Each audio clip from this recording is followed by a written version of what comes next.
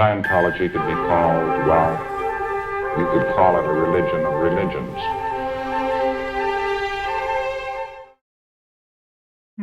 So, well, maybe if I could ask you first who you are, and let me say I'm Jon Atack for anybody that's out there who doesn't know.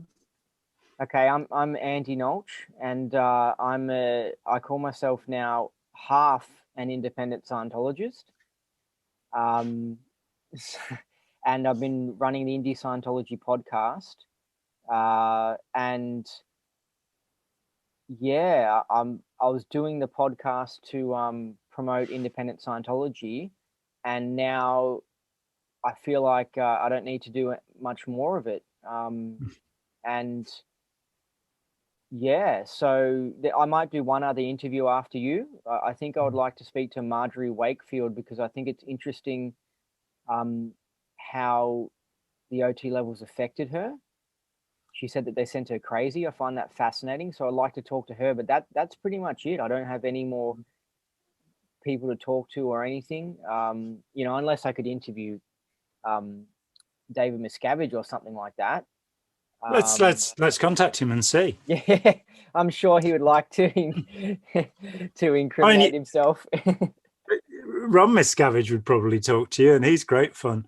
I know Marjorie. Marjorie's wonderful, and her Road to Xenu, I think, is one of the, you know, and there are now so many autobiographies of former members, starting with Doctor's Report on Dianetics in 1951 and going forward.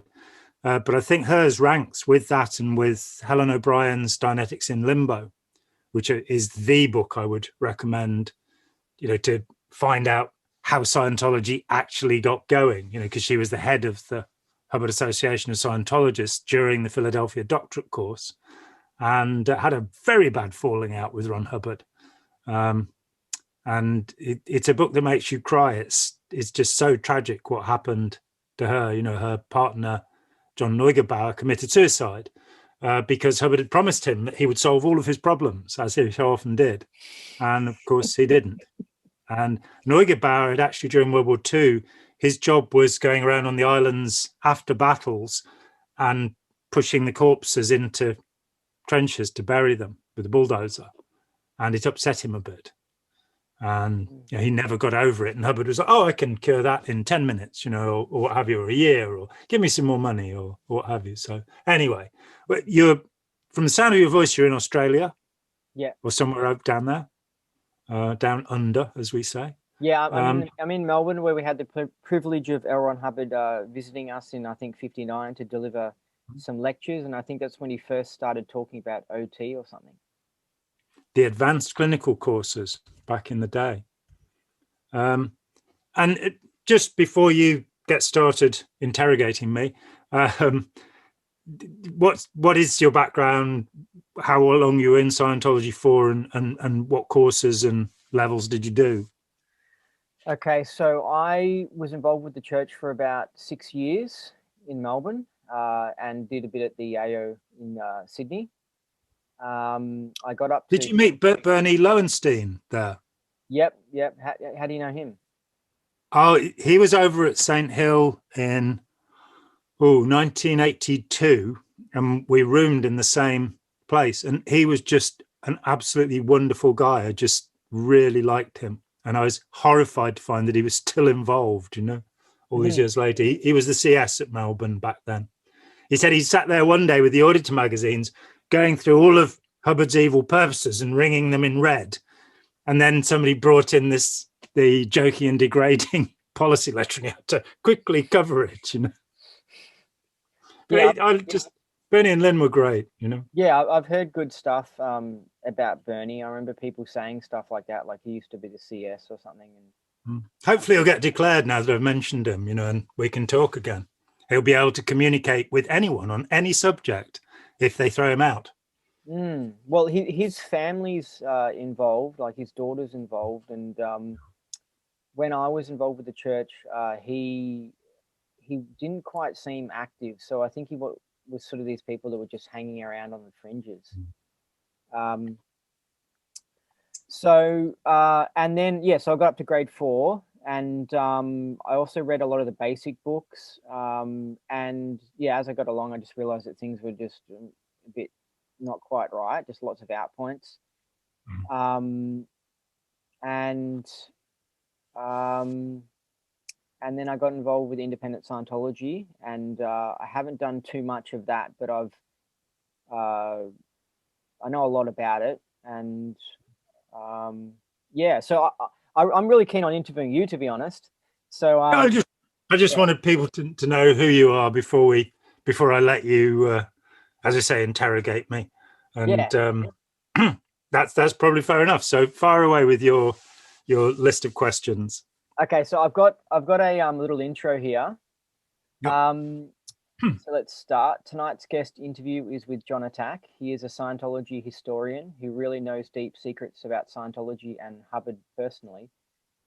He believes that Hubbard was actually an SP, which is a very odd idea to a Scientologist, and it used to be odd to me. He thinks outside the box. He has actually fact-checked Scientology, an action which many Scientologists don't even bother to do. I don't agree with everything he has to say. I consider myself half a Scientologist, but I have here a lot of interesting questions and controversial questions, which I'm sure will be entertaining to hear answered. So, Jon Atack, are you there?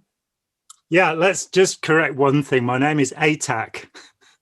Oh, sorry. Attack sounds so cool. It's a commonplace among Scientologists to think otherwise. It means at oak, meaning under the oak tree. It's got nothing to do with attacking people, I promise. Wow. It's a cool sort of name. It's almost like a cartoon character, you know? I am almost like a cartoon character, there's no doubt. In fact, my actual surname is Caven Atack, but that just sounds too complicated, so I reduced it to the second bit. You're like Scientology's enemy.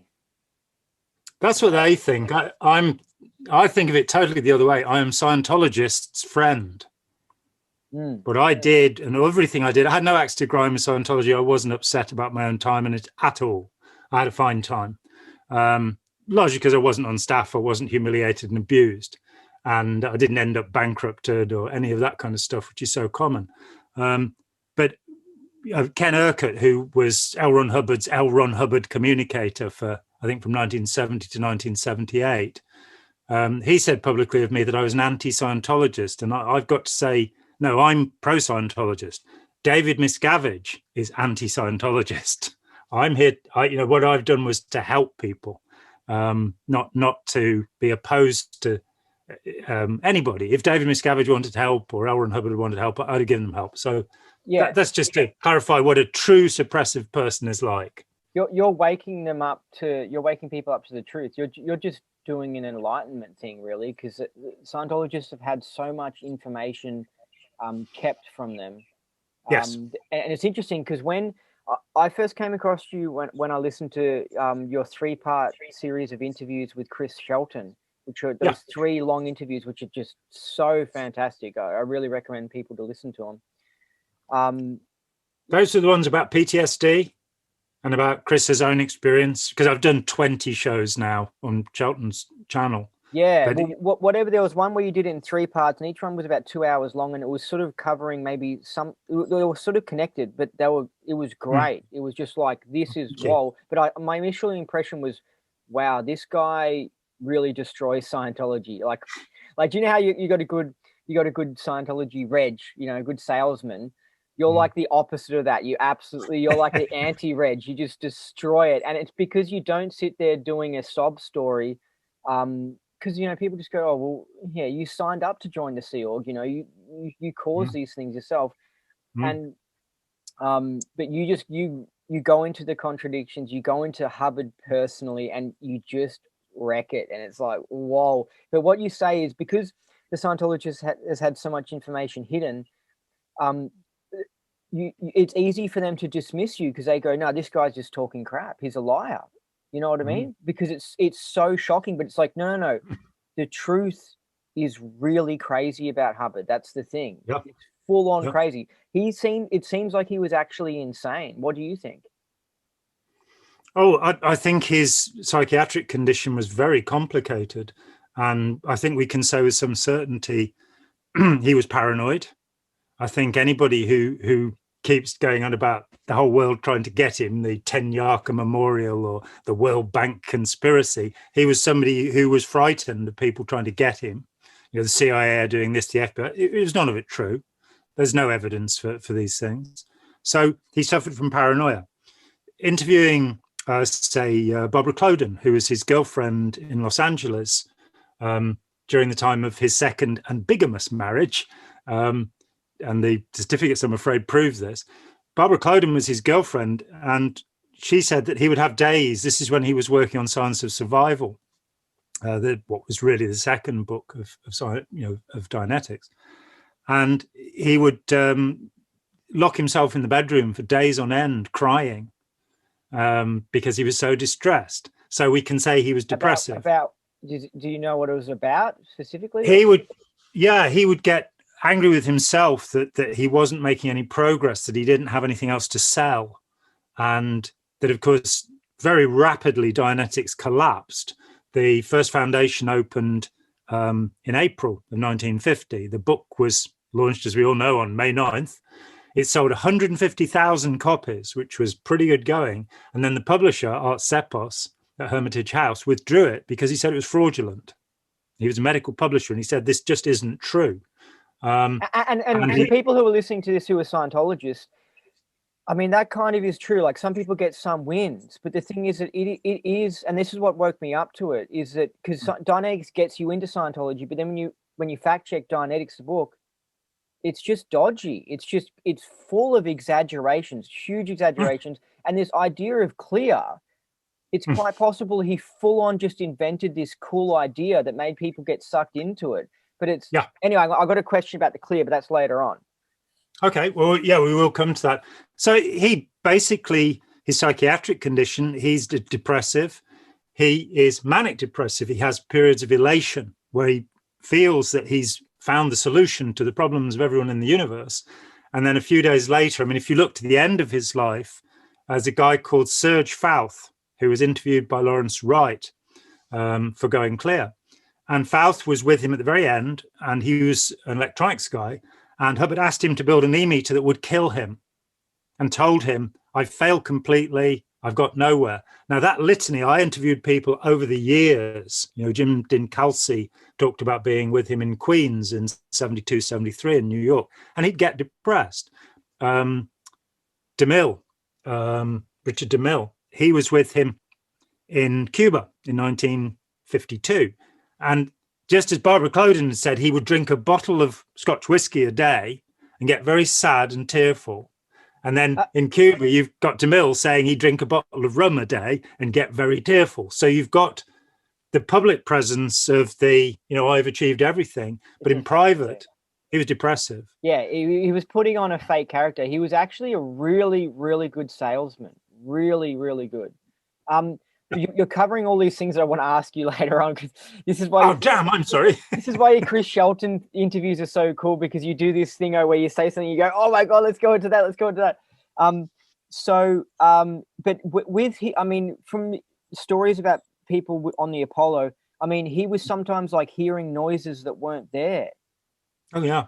Like when they were recording things, and people were like, "There's no noise there," or he was he couldn't pick a t-shirt because of the smells of perfumes, and like the messages had to like trick him into getting a t-shirt. And it's just it's definite signs of like, this guy is like got some mental health problems. Like I understand maybe the depressed thing or something like that, because you can say, I don't know, you can sort of argue that out or something, but actually not being able to pick a t-shirt and then hearing noises, I mean, these things are really wild. And then he invents the OT levels, and the idea of them is talking to entities.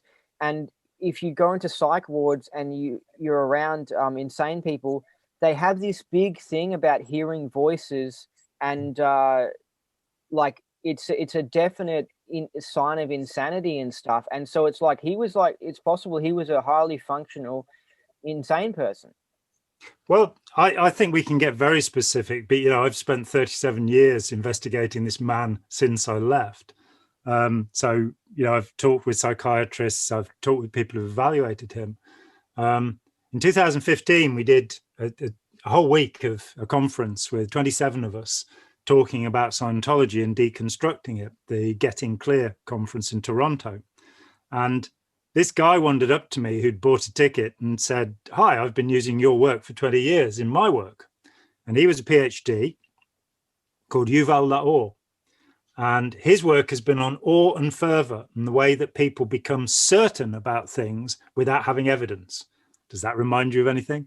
And so he presented me with what's called the Bear Fideo Index, which is an assessment of a condition called temporal lobe epilepsy.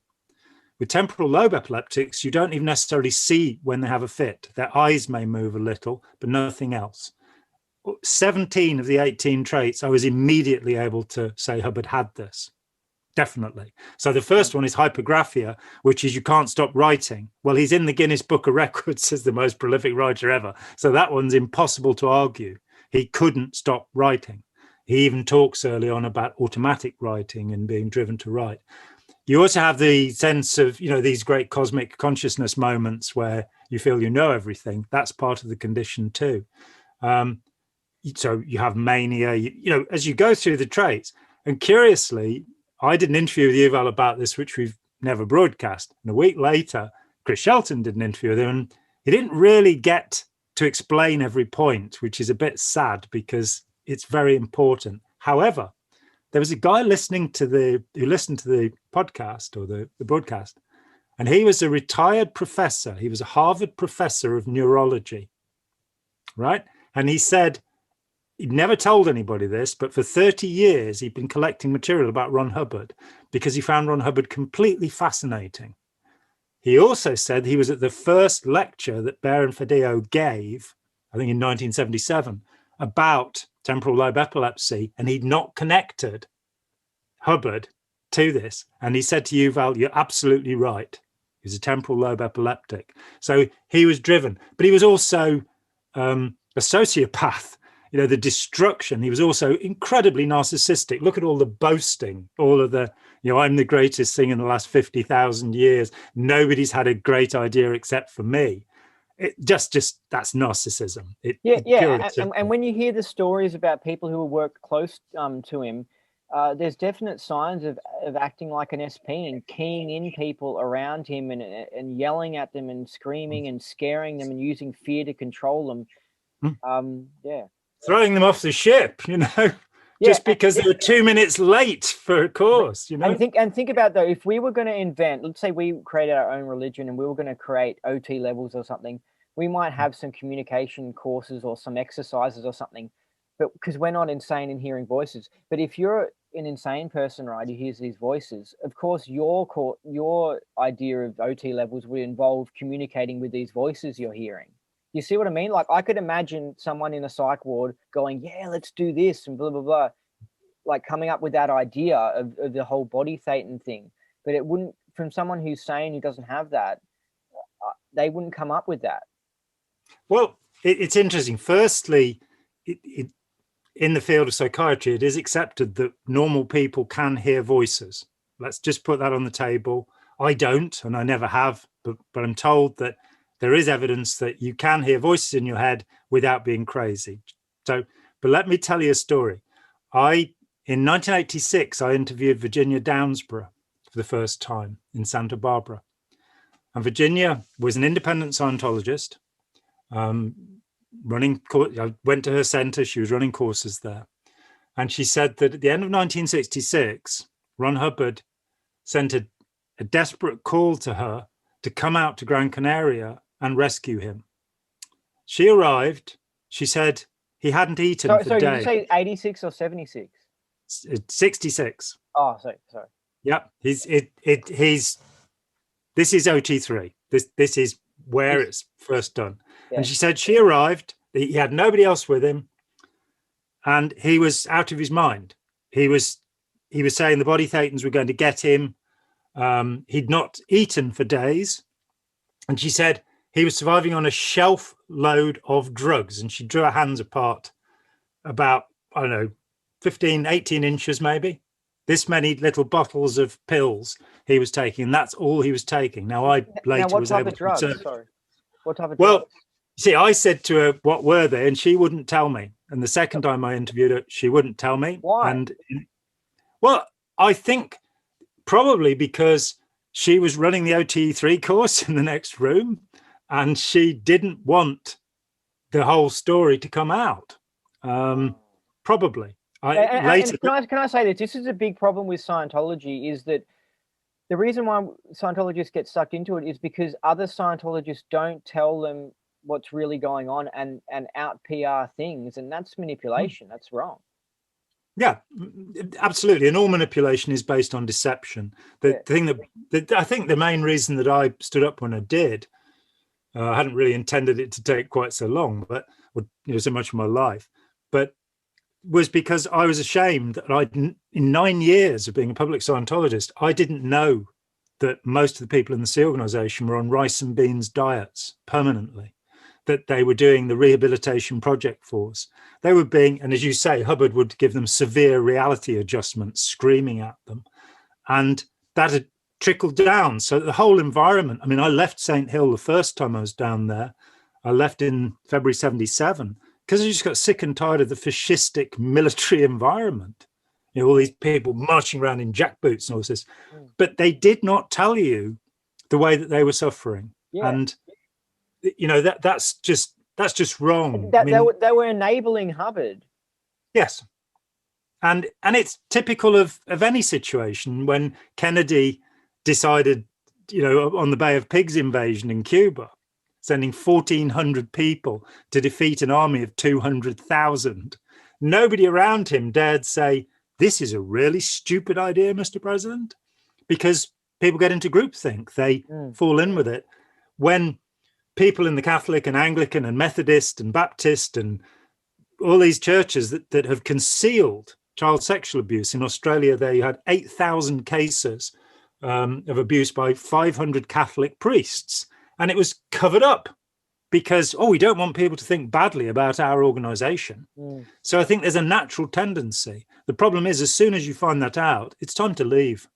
It's time to, if you wish to be self-determined, then it's time to leave, and you know, which is what you did. Okay. And think about it from the outside. Yeah. So about the drugs. So did you end up finding out what he was on? Yeah. He admits. I mean, if you look at Dianetics, and the lectures in 1950, he says if you have to grab hold of anything, grab hold of Benzedrine. So the first drug is amphetamine, and he's recommending it, and it's still in the book. Even the edited edition still has Benzedrine in it. According to the testimony of his son Nibs, much of which I believe, not all. I was in touch with Nibs before his death. The way that History of Man was written was that he turned up, aged 18, wanting to see his dad, who'd abandoned him 10 years before. And, you know, any kid, and his dad says, here, take some of these and lie on the couch and tell me what you're doing. And then in 2 weeks, Mary Sue Hubbard, L. Ron Hubbard, and L. Ron Hubbard Jr. took a huge amount of amphetamines, and out of that came a cold-blooded and factual account of your last 60 trillion years. Now, you think about how long it would take to write a history of 60 trillion years. This is bullshit, but that's amphetamines. Is amphetamines like ecstasy or something, or speed? No, speed. It's speed. Speed, yeah. So it's not like, but to have a whole shelf load full of them, do you think it was just a lot of the same drug or just a variety? No, he also had a problem with phenobarbital. I wrote a paper called Never Believe a Hypnotist, which is a quote from Science of Survival. And of course, he admitted to having been a hypnotist from the age of 16. So I'm afraid he was saying we shouldn't believe him. In that paper, there are various references, and one of them is to a lecture where he says that he was addicted to phenobarbital, which is also called Nembutal. It's a barbiturate and a very dangerous drug. And he says, I made myself a guinea pig in one of these experiments. Well, his medical records from World War II, Veterans Administration, show that he was given phenobarbital for a year then. And curiously, this was being used alongside a therapy very like Dianetics to get people through terrible traumatic incidents, particularly pilots in North Africa who'd been in burning planes, were given a huge amount of phenobarbital, and then, put through something like Dianetics to abreact, to relive the trauma they'd experienced. Hubbard, when he talks about looking at the medical library at Oak Knoll, putting a white coat on and sneaking in, he would have been reading what Grinker and Spiegel, the two psychiatrists who developed this technique, and he was taking the drug at that time. In 1965, so years on, he tries to cash a prescription in East Grinstead for Nembutal, phenobarbital, signed Dr. L. Ron Hubbard. So 15 years later, he's still trying to get this drug. We know that he took a drug called Demerol, which is an opioid drug. And what his son Nibs said, which I think is true, was that, and it is, one of the early titles for Let's Sell These People a Piece of Blue Sky, my book about Scientology, was Hubbard Through the Looking Glass, because he is the opposite of what he claims to be. He is not. He was playing a character. He was just playing a character out of his stories. The savior. And the character is the opposite. As his son says, he was an Aleister Crowley fanatic, and he believed himself to be the Beast 666. There's a bulletin that was extracted from OT8. When OT8 was released, for the first week, it had a bulletin on it where Hubbard admits that he is Lucifer. And it seems like that is legitimate. That's not some made up thing. It actually makes sense when you fact check it. It passes. What is that? What you found? Jesse Prince has approved it. He was the head of tech at the time, and he says yes, this is right. There was a guy, I can't remember his name, something White. He actually did it in that first week, and he gave the same account. And curiously, there's this wacko book called Lonesome Squirrel by Steve Fishman, who, as far as I know, is a con man.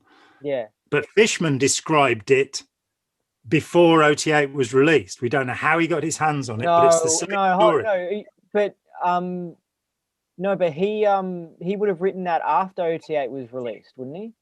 OT8 was released in 1988, and I think Lonesome Squirrel slightly predates it. Not from when I looked into it. I thought he wrote all that stuff. I thought he was still involved. I think he had all these problems in the church in about 89 or something, and then could be. I think it was after, because somehow he left. He wanted to do the bridge, and he got data from the free zoners, and then he anyway, he just went wild. That was his fascinating. If you listen to his 3-hour interview. I haven't. I read Lonesome Squirrel and decided that what he was saying couldn't possibly be true. So I was quite surprised later to see that OT8 did seem to, but he didn't see OT8 as part of Scientology. He didn't. He claimed he'd seen it, that Hubbard had shown it to him, that he'd gone out and visited, in Creston. It's probably best to avoid, because we know he's just full of it. So it's hard with him. But in the interview it is quite interesting listening to him when he still is a believer, and just hearing someone so thoroughly brainwashed. He full on bought into it. So we were talking about the drug stuff. Alan Walter said he was on drugs, and Alan Walter, how do you think Alan Walter knew that? Well, Alan was part of the close circle around Hubbard, along with Neville Chamberlain, who was one of his close friends. Bill Franks would have known Alan, so he was close enough. What's interesting is that say that Janice Grady Gillam, who says she was with him every day for 11 years from the age of 11, that she never saw him take drugs, but kind of going, well, Neville Chamberlain told me he'd seen him injecting something. He didn't know what. He certainly took a huge amount of painkillers after he hurt his shoulder in the motorbike accident, which OT certainly wouldn't have had a motorbike accident. And he did a lot of screaming and wanted a lot of painkillers. He had prescription pads signed, we believe Eugene Denk, his doctor at the end, signed pads for him. Don't know, allegation, don't want to be sued. But there was a doctor during the Apollo years who also signed pads for him, so he could go and get whatever he wanted. I was going to say is that Nibs said that what his father liked to do was to take contraindicated drugs. So you'd take an upper and a downer at the same time and see what happened. That really sends you crazy.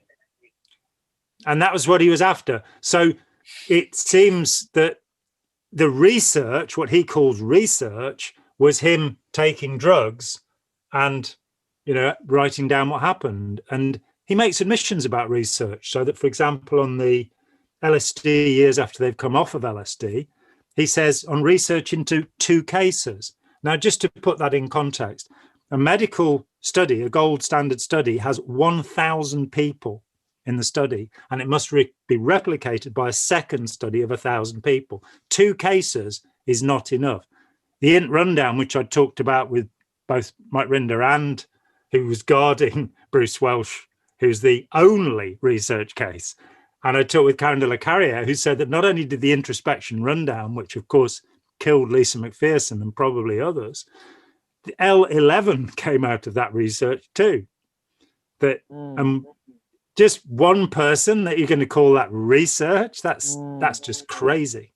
Yeah, that's what's interesting when you hear the stories of people close to him, and you work out how he came to his discoveries, and you're like, oh, this is a bit. So let's look at the OT3 story. It does absolutely sound like something that would have come out of a crazy drug dream. So that it makes absolute sense. And then you look at Hubbard's behavior throughout his life, the erraticness, the craziness. It does come across as someone who was on drugs. Yeah, he's an alcoholic who was also a multiple drug abuser. I had a bizarre experience. In 1984, after I'd stopped believing, not very long after, a friend of mine who had done OT2 came to me, and he didn't know whether he ought to buy a Ducati motorbike or do OT3 in the independents, because they cost the same, about £500. And rather than saying, if I were you, I'd buy the motorbike, which would be my advice to anyone who's has that choice, get the motorbike. I said, look, here's an OT3 pack. Make your own mind up. There was no risk. He'd done OT2. He was in the non-interference area. He came to see me on Saturday. You were rescuing him from the non-interference area. He might crash his motorbike if he went and bought it. Exactly. So we needed him to get rid of his body thetans, so they didn't interfere with his motorbiking. It's not a sales tactic or anything. It's non-interference zone. No. So curiously, he brought the pack back just after I'd come back from the first meeting I had with Jerry Armstrong in July 1984, it would have been. And Jerry had come over to testify in the Leahy case, child custody case, which became quite a celebrated a cause célèbre that it made the front pages of 3 newspapers here. And Jerry had just told me that Hubbard was on drugs when he did OT3. It was the first time anybody had suggested this to me. And I said to my friend, Jerry had said he was on drugs when he did this. And he'd handed me the pack back and he said, I'm going to buy the motorbike. But he said, oh, phenobarbital.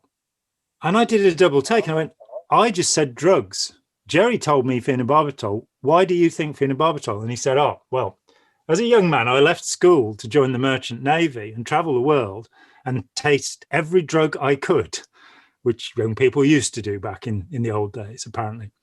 And he said, if you take phenobarbital, you get the sense that you're being exploded into multiple separate beings.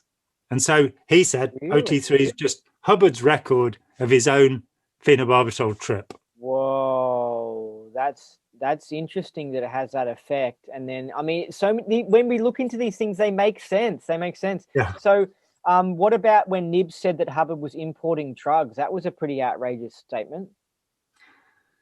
Yeah, that one's difficult. He said that his father had him flying a small plane bringing cocaine in. And you see, with Nibs, it was difficult because he himself admitted he was a chip off the old block. and you need to be careful. But what I found, and have you seen The Telling of Me by Me, his last book? No, he wrote a book. He wrote 2 books, 1/10 of 10% of Scientology, which Paulette Cooper edited for him, and they bought that from him. In the end, they bought him off, I think, with several $100,000. Wow. And in return, he signed a statement saying that everything he said was perjury and none of it true. But unbeknownst to them, he made this other manuscript. And a member of the family, 6 years ago, a member of the family contacted me and said, would I like to see this manuscript? And I'd have to, basically say that I wouldn't show it to anybody. And I didn't. And I haven't. But it was a fascinating piece of work. That manuscript is now available. It's become available in the last couple of months in the UCLA library in University of California in Los Angeles, which has this huge collection, about 100 bankers' boxes of Scientology material. And I'm told that it is in there now, it is public, and I'm going to ask that somebody publish it because it's fascinating. And this is what I came to. If Nibs is talking about something he experienced, he'll tell you the truth. If Nibs is telling you about something his father told him, he believes it. And, one of the stories is that his father was given the magic by the same person that gave it to Hitler. Now, Nibs wasn't there. And so this story, we must take with a pinch of salt. It sounds like a Hubbard exaggeration that sounds entertaining. So it sounds very... Yeah. And I mean, there is a bizarre edge to it, which is we know that both Himmler and Rudolf Hess, so the founder of the SS, the head of the SS and the Gestapo, and the deputy leader of the Nazi Party were both members of the Tula Society, the Tula Group, which is, of course, where the OTO, which Hubbard was associated with, came from. It was a German group. It's connected. When you chase it up, it's connected, Yeah, but I didn't find anything in Hubbard that I couldn't trace straight to Crowley. Most of Scientology comes from Crowley. Most of the ideas like the birth engram or OTTR0, all sorts of things just come creative processing. They come directly from Crowley. But hold on, didn't Nibs create OTTR0 or was I wrong? He's the upper index in Nibs, TR5 okay. to... So I've just got so many questions. So with the importing drugs thing... You might have to, this might not be your last. You might have to come and interview me 10 times before you can finish. I know. So the Apollo ship was being accused of being a drug dealing ship, and you could say that that's made up stuff. But what do you think about what Nibs said about this importing thing? Well, let's talk about the drug trafficking. There is one case of it. A man called Baron Berez. If you look to Auditor 41, I didn't believe these stories about Hubbard throwing people overboard. I only heard them after I left. As we say, they keep quiet about it. And then he was filming them and laughing. I mean, what's the deal with the filming? I mean, whoa. Exactly. Photo credits, Auditor 41, L. Ron Hubbard. And there's a guy being thrown overboard. And the guy in the Sea Org uniform with a big smile on his face who's throwing him overboard, that's Baron Berez. And Berez was later arrested for drug dealing. And it was one of the ships that was off the California coast, I believe, which was being used as a training ship. And he was going down to Mexico, picking stuff up on the boat and bringing it back in. So that one I've heard, Okay, and we know Hubbard's idea about ethics in that it's for the greater good. So if he could get a bunch of cash together, but for importing some drugs or something like that, or I wouldn't. It wouldn't surprise me, It makes sense, doesn't it? Yeah. If the only person who will ever be capable of discovering technology is Ron Hubbard, then anything that makes him feel good is therefore for the greater good of everything, because he is, again, as Nibs said, he's a God maker. And it only peeps out once in the Philadelphia Doctorate course. Hubbard makes this statement about games. Life is a game. Everything's a game. And in a game, you have pieces. And the rule is that the players mustn't let the pieces know what the rules are. Mm. Then, yeah, exactly. Yeah. above the players, there is the game maker, and he doesn't have to follow the rules. Exactly. And that's why he contradicts himself all the time with all these things, continually. Like he says one thing, then does the other, because it's not for him. Scientology is for the masses to follow him, you know? So Kimmer Douglas said that Hubbard was impotent from, and I assume that she knew this because of, he probably cracked onto her or something. Well, she was his nurse. So, and I think Kimmer's relationship with Hubbard is unique. Ellen Jones, who was a senior CS in LA and married to the relatively famous Mark Jones, who commanded a wing of the Air Force in Korea before becoming devoted to Hubbard. But Ellen she asked me years and years ago, 30 years ago, 35 years ago, she said, did I know anybody that had actually left Hubbard without being thrown out? That because she'd started thinking about it and going, Kimmer Douglas is the only person who looked at him one day and said, I can't do this anymore. You know, the other people were demoted, you know, like Captain Bill or David Mayo or whoever, they're thrown out. How was Captain Bill thrown out of Hubbard? Oh, in 1982, Hubbard had him declared suppressive. Oh, you reckon Hubbard did that? Oh, I'm sure. Hubbard was running everything till 83. So Captain Bill just claimed that was like David Miscavige or something. Yeah, Miscavige had no power whatsoever in 1982. He only followed orders directly from Hubbard. And that's how he got so successful as well, because he just did what Hubbard said. He was like the biggest enabler you could ever imagine. And Hubbard went more crazy and paranoid and was putting people on the running program, like torturing them. Oh, yeah. I mean, breaking people. But then the free zoners tend to stick with the idea that no, that was like the government or Miscavige or someone like that. And they just, it's like, no, when you think about it, he had a dictatorship going. Well, the Germans say a fish stinks from the head down. If there's something wrong in an organization, look at the head of the organization first. Don't make excuses.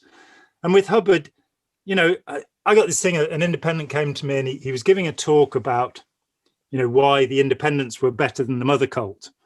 And he said, when did the harassment begin? And I said, well, the first example I have is the theft of the mailing list from the Wichita Foundation in 1952 by James Elliott. And James Elliott is listed on Hubbard's letterhead at that time as his business manager. And he was caught stealing. And the reason we know the mailing list was stolen is that Hubbard wrote 31 letters to everybody on that list, right? And we have those letters. So that was the first. And he said, this guy came back to me and said, no, after David Mayo left, when did the harassment start? And you're going, I see. The point is, the law can be used very easily to harass. That's 1955. You know, Hubbard was always attacking.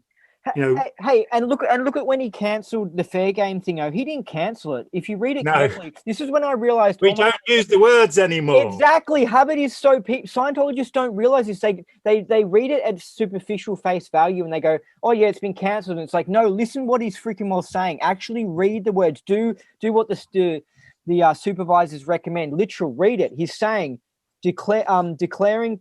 No, he says basically, fair game is causing PR problems. The words fair game may not appear on any exactly. Order. He's basically saying we're still going to use it. We're just not going to publicly say it. It's going secretive is basically what he's saying. Let me, this is a very rare thing. This is the basic staff hat book as used in Scientology. And what's rare about it is this. It's got a stick-in page. And underneath that page, it's got the actual original fair game law, showing that it was published. It was part of the training. And as you say, the words were taken away, but I can absolutely testify that the practice of fair game continued. I was harassed almost daily for 16 years. Yeah, and I could tell by reading that, but But this is the thing with Scientology is people don't interpret what Hubbard's saying right. If you think it from the point of view that he's very intelligent, he's very shifty, then you read it and you go, oh, I get it. Yeah, he's just saying, hey, wink, wink, we're cancelling fair game, but we're not really cancelling it. And so he's very, I don't know, it's just people don't pick up on that element that you got to be, you're dealing with like a potential black magician whenever you're reading any of his stuff, and you got to think real deep into it. But I mean, for me, the most interesting period on that point is February, March 66. He issues 4 policy letters, all of which are called attacks on Scientology. And one of them is broad public issue. And it says, advocate total freedom. If we're attacked, we advocate total freedom. Each distribution on the other 3 policy letters, and they're written over 2 days, is more and more limited. The one that went to the Guardian's office is about finding out as much information as you can on somebody and ruining them. Then a few days later, he writes What is Greatness and talks about avoiding the temptation to hate anybody. And he's just founded the Guardian's office. He's just created an intelligence agency. Not for the first time. The Guardian's office is actually supersedes earlier attempts at harassing opponents. Now it will become systematic and enormous. When you look at what the Guardian's office did, I mean, Lawrence Wright mistakenly says they had 5,000 staff. They didn't. But they had infiltrated the Canadian, British, French, US Australian, probably. governments, Australian governments, to steal material so that they could blackmail people, so that Hubbard could do what the hell he liked. And it's pretty silly because it just causes more problems, and you're just opening up a can of worms by engaging in such behavior. But they got away with it for a long time. And look at this thing that's happened in Germany, where the Germans said, look, according to the Simon Bolivar, the responsibilities of leaders policy, any Scientologist has their first loyalty to Scientology. So they can't be in the civil service. They can't work for the government because, you know, it's like there was a police lieutenant who was going into FBI computers to stop them catching people there. So you can't. They have a loyalty to Scientology and they cannot be trusted.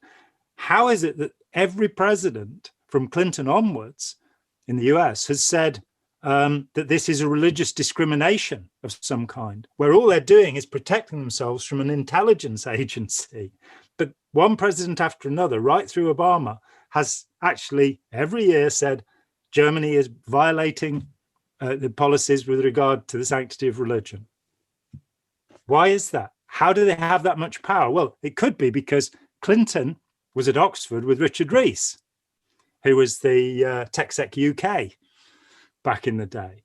And he said, you know, I was at Oxford with one of these people. It can't be that bad. It could be because George, the Bush family, are friends with Willie B. Wilson, the oil billionaire who was a Scientologist. And you keep on going that this influence, which should not exist in a free democratic society, Scientology did get away with it. And the reality is that although he had 300 writs out for him, Hubbard died without having to go to court ever, without being charged with any crime, even though, you know, there was so much. But he was charged with something in France, and he was supposed to go to jail. In France, for it.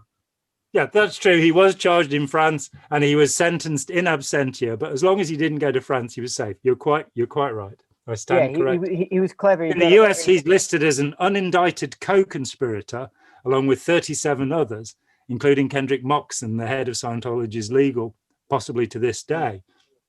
But Mary Sue, of course, signed her almost 300-page confession so that he wouldn't be charged. So he was guilty, but he managed to eke out his days, collect $648 million, while staff in the Sea Organization, the elite Sea Organization, were not allowed to have toilet paper. Yeah, it's real. It's just like, he is just classic. The way how the money just from the org just scoots away and goes up to upper management. With his shiftiness, it seems like he uses a tactic that which other people use, where you say something, but you're doing the exact opposite because it helps cover it up. So let's say you're burning down lots of trees. You say, no, we have to save the trees and stuff, because then then people don't think that you might have done that because you care about trees. So he does this. He knows these things. And also he's got this book called Fear. Have you read that one? Yes, Stephen King said it was his favorite story. Well, in that is mentioned, isn't it mentioned stuff how something about the Catholic Church using demons to control people or something like that. And you read it and you go, oh, this is very interesting. Hubbard was aware that you can, with demons and entities or whatever, you can use it as a control system to control people. One of the songs, those dreadful songs on Road to Freedom, he talks about priestly begons and talks about them selling you the idea of demons, and you're going, well, there you go. Yeah, exactly. Yeah, and he criticizes. This is so funny. He criticizes people for doing stuff that he was exactly doing because it costs. The criminal accuses others of things he himself is doing. L. Ron Hubbard. I used to keep that on. The criminal accuses others of things he himself is doing. There was a copy of The Auditor which had his photo, doing that with that underneath. I used to have it on my wall. And it worked. It worked when I was involved with the church, and that it worked because you I don't know, you just think this guy doesn't like the criminal or whatever, you know what I mean? And so it actually makes you think that he was good. So what about so Kimmel was saying that he was impotent from drug use or from penicillin and all sorts of things that he was fixing. Was it from steroid use or what was the impotency from? I don't really know. But I think she was probably correct that from the mid-60s, he couldn't get it up. Yeah, and someone said, what was Janice Gilham Grady? She said that Hubbard wasn't sleeping with Mary Sue for years. Yeah. So that makes sense, doesn't it? And as a clear, of course, you'd have thought he would be able to get an erection, but there you go. You mentioned that cool thing about Captain Bill being declared? Do you know anything real specific of how that came about? Well, it's what led up to it. That do you know about the Sea Org marching band in Clearwater? A little bit. Bill had got these people. Bless him. He was. I knew Bill very well. For 8 months, he lived in East Grinstead, and he kept coming around to see me and going, please get back into Scientology. And I'm kind of, no way. But we had long conversations, and I really liked the guy, but he had a lot of bad things going on. So basically, he'd got them into a little bit of trouble in Clearwater because they'd marched through the town singing these crazy Captain Bill songs, which are even worse than Hubbard's songs, frankly. Really? We all live only to die in our ships up in the sky. Really not very good. And then he was assigned to the Commodore's Messenger Organization along with Norman Starkey. And they were put in charge of getting rid of the Guardian's office, of taking all the power away, because Hubbard came to believe that the Guardian's office were conspiring with the mission holders to take Scientology over. And he was right. Alan Walter, who you mentioned before, had put together a program called The Game. And in 81, he approached Bill Franks, who was then the executive director international, didn't have any power, but he had a big title, and various other of the old league of Sea Org members to take Scientology over because they believed Hubbard had gone.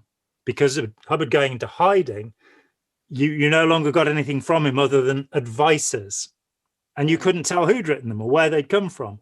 And so a whole group of former and current at the time high-ranking Sea Org members did join in a conspiracy to use the Guardian's office after the 1981 Mission Holders Conference and take things over because they saw that the messengers, they believed that the messengers were not taking instructions from Hubbard. They thought that they'd gone rogue under the heading of probably the leadership of D.D. Vogading, because, of course, Miscavige was just the head of the Action Bureau then. He had no power at all within the hierarchy. And Dee was completely, Diane Vogading, I think she was completely loyal to Hubbard and a wonderful person, if I may say so. I mean, there's some fantastic people, really empathetic, lovely people, intelligent people who got to the head of top of Scientology and were then weaponized by Hubbard to destroy the lives of those below them. So this conspiracy was real. It was going on. And Norman Starkey, old timer, was put in charge of legal and stopped. They were just about to settle with Mike Flynn. The Guardian's office had got a deal for $2 million against this lawyer who had 25 cases, who was setting up the Clearwater hearings, who was really the death knell of Scientology. You know, I carried it on, but Flynn's the guy that really dug in and made it impossible for Scientology to survive. And they'd got it all settled. And Starkey walked into the room and said, "There will be blood." And that was the end of that deal. They ended up paying him $5 million instead of $2 million. And the damage had been done because the Armstrong case had gone public in '84. So Captain Bill is there to get rid of the Guardian's office. But Captain Bill, as far as I work out from talking with him, and I could be wrong, he really liked Mary Sue Hubbard. And he refused to accept that Ron was going to get rid of her. Now, to get some idea of it, Ron Hubbard was the Commodore. Mary Sue Hubbard was the first Deputy Commodore.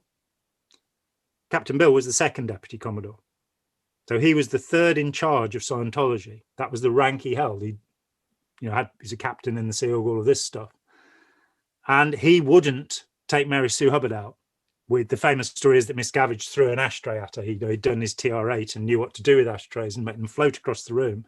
And she conceded and backed down and gave over the controllership of the Guardian's office, which led to the CMO taking over the Guardian's office and actually just taking Branch 1, the harassment division, taking the top off it, Mo Budlong, and keeping it running and renaming it the Office of Special Affairs, with people like Miles Mellor and Peter Stumkey, who just carried on doing what they'd been doing in the Guardian's office. So Bill fell between, I don't think he knew he was doing it, but he went against Hubbard's orders. So that was the end for him. Okay. I think that's the case, because Hubbard seemed to have done backflips on people he was close with, who were helping him for years. Everyone. Yeah, I mean, it has a whole history of it, so it's possible he did a backflip. Nobody survived. Yeah, Captain Billy, and yeah, exactly. There's no like person who was like friends with him that was like, yeah, I was friends with Hubbard and that, and like, is there any? There's no personal testimony if anyone's like, yeah, I was best friends with Hubbard from 1940 onwards. It's like, I mean, he only had some people that were fanatically following him, and he only had people he was ordering around. Well, didn't he? Yeah, I mean, the last person who could claim to be a friend would be Reg Sharp at St. Hill in the early 60s. And there are lots of lectures where Hubbard says, Reg and me went boating, Reg and me did this, that, and the other. And then he fell out with him. Reg Sharp published several Scientology books, and he was still living on St. Hill Green, right next to the place, which is 4 miles out of the town, when I left. And when asked, he said, it's like, why have you stayed here? You should leave. And Reg just said, I'm waiting for them to leave, which he's now popped his clogs and they're still there. But he lived, literally across the road from one of the entrances, a narrow little lane, 1 car width from the entrance to the back entrance to St. Hill.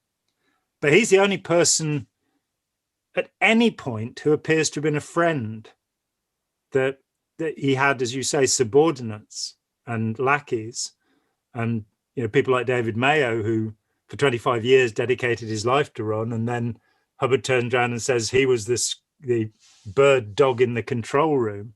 And you're going, so for 25 years, this great Master OT didn't notice that David Mayo was a suppressive person. That's kind of weird. And the same is true for one after another.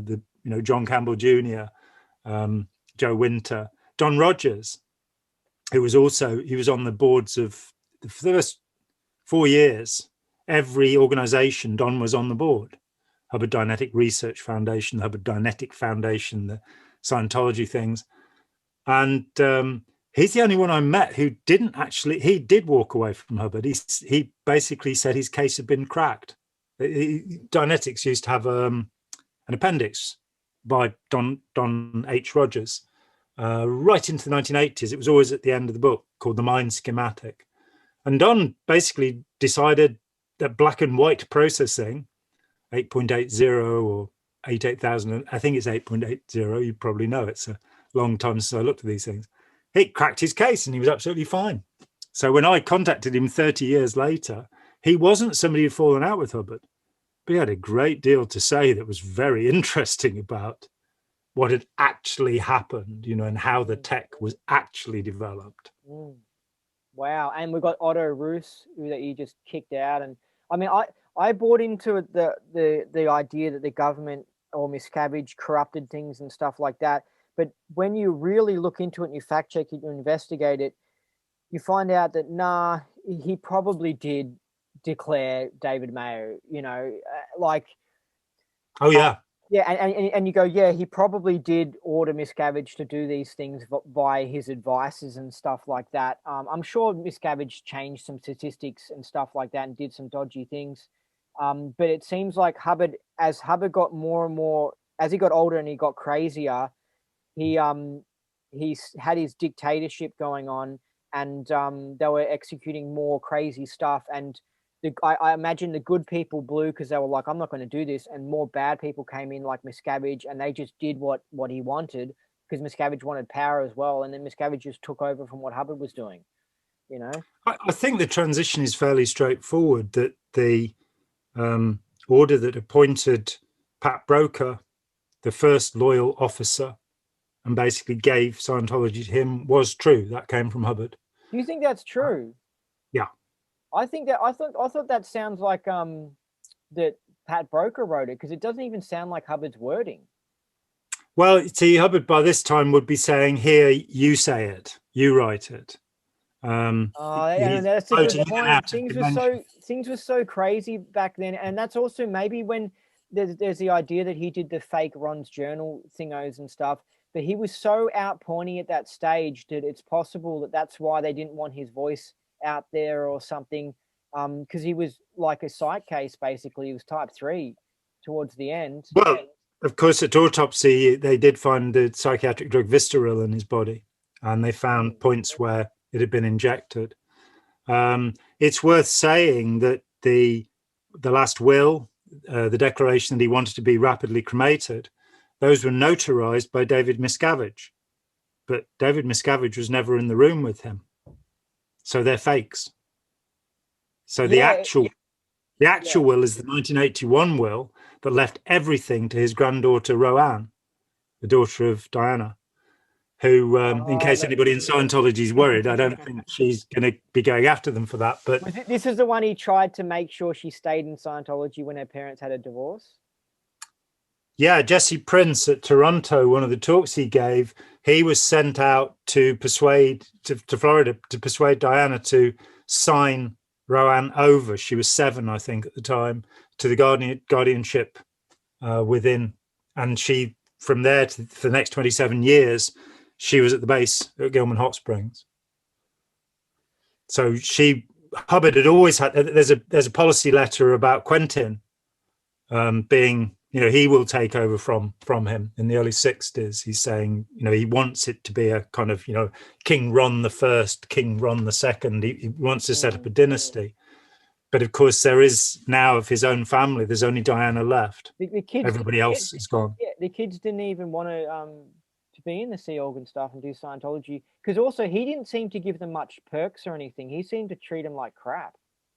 He had very little to do with them, and I think Diana is very tragic because she actually is a very talented pianist.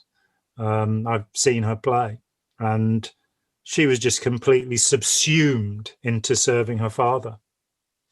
Did you hear that Nibs said that he had an orgy with LRH? Oh, he had lots of them. He said that what his father liked to do was take one of the groupies, and she would be given a mixture of drugs that would render her amnesiac.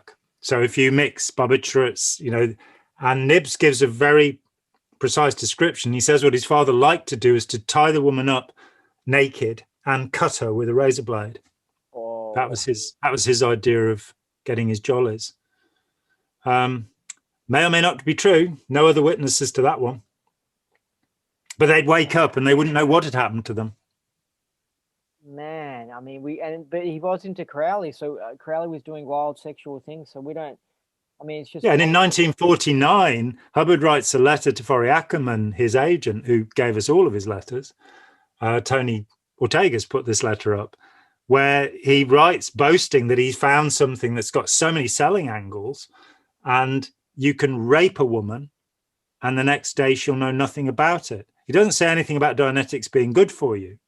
And what's more, the technique that becomes Dianetics wasn't tried on anyone before the book was written. Don Rogers told me he was using deep trance hypnosis.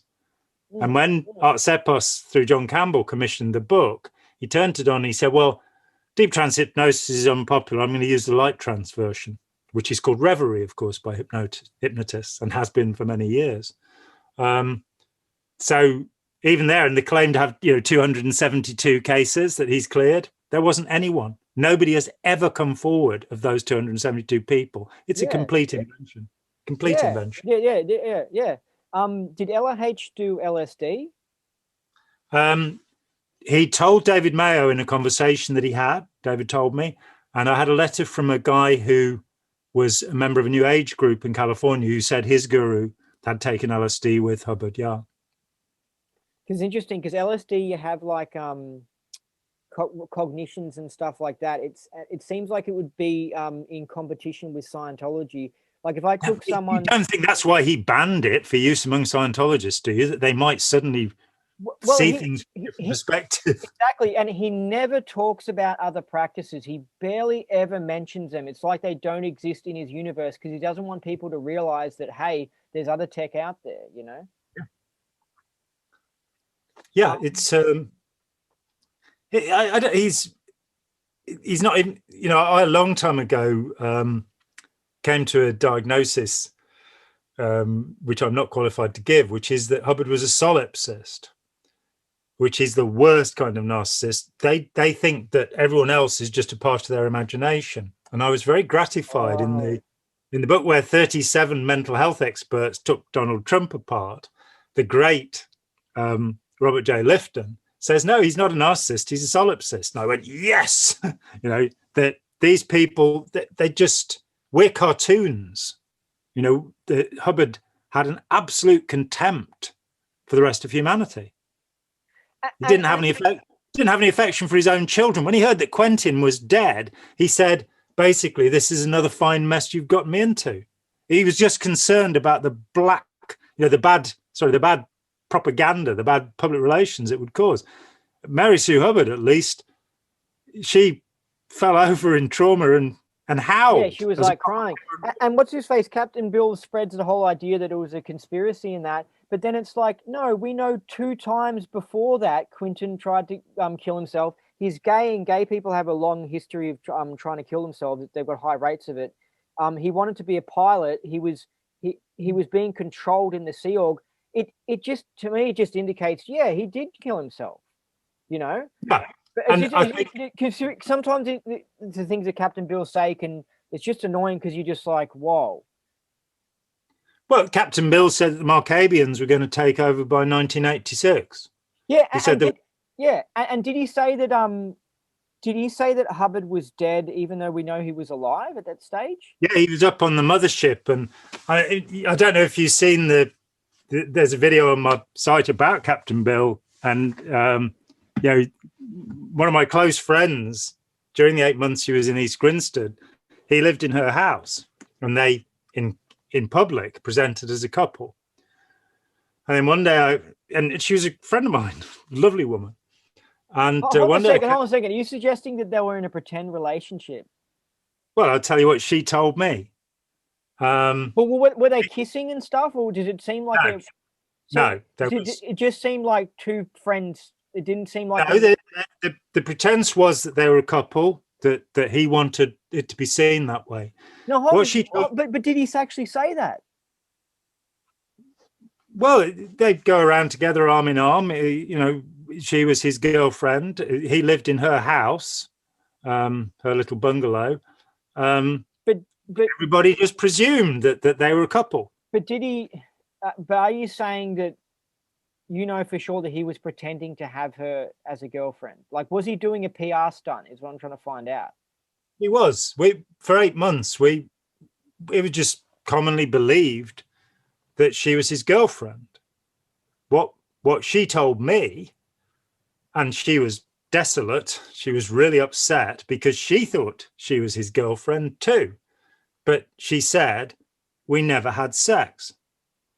She said on a Saturday, we would go up to London, we would go into an outsized women's clothing store. And for anybody that doesn't know who Captain Bill is, he was 6'4".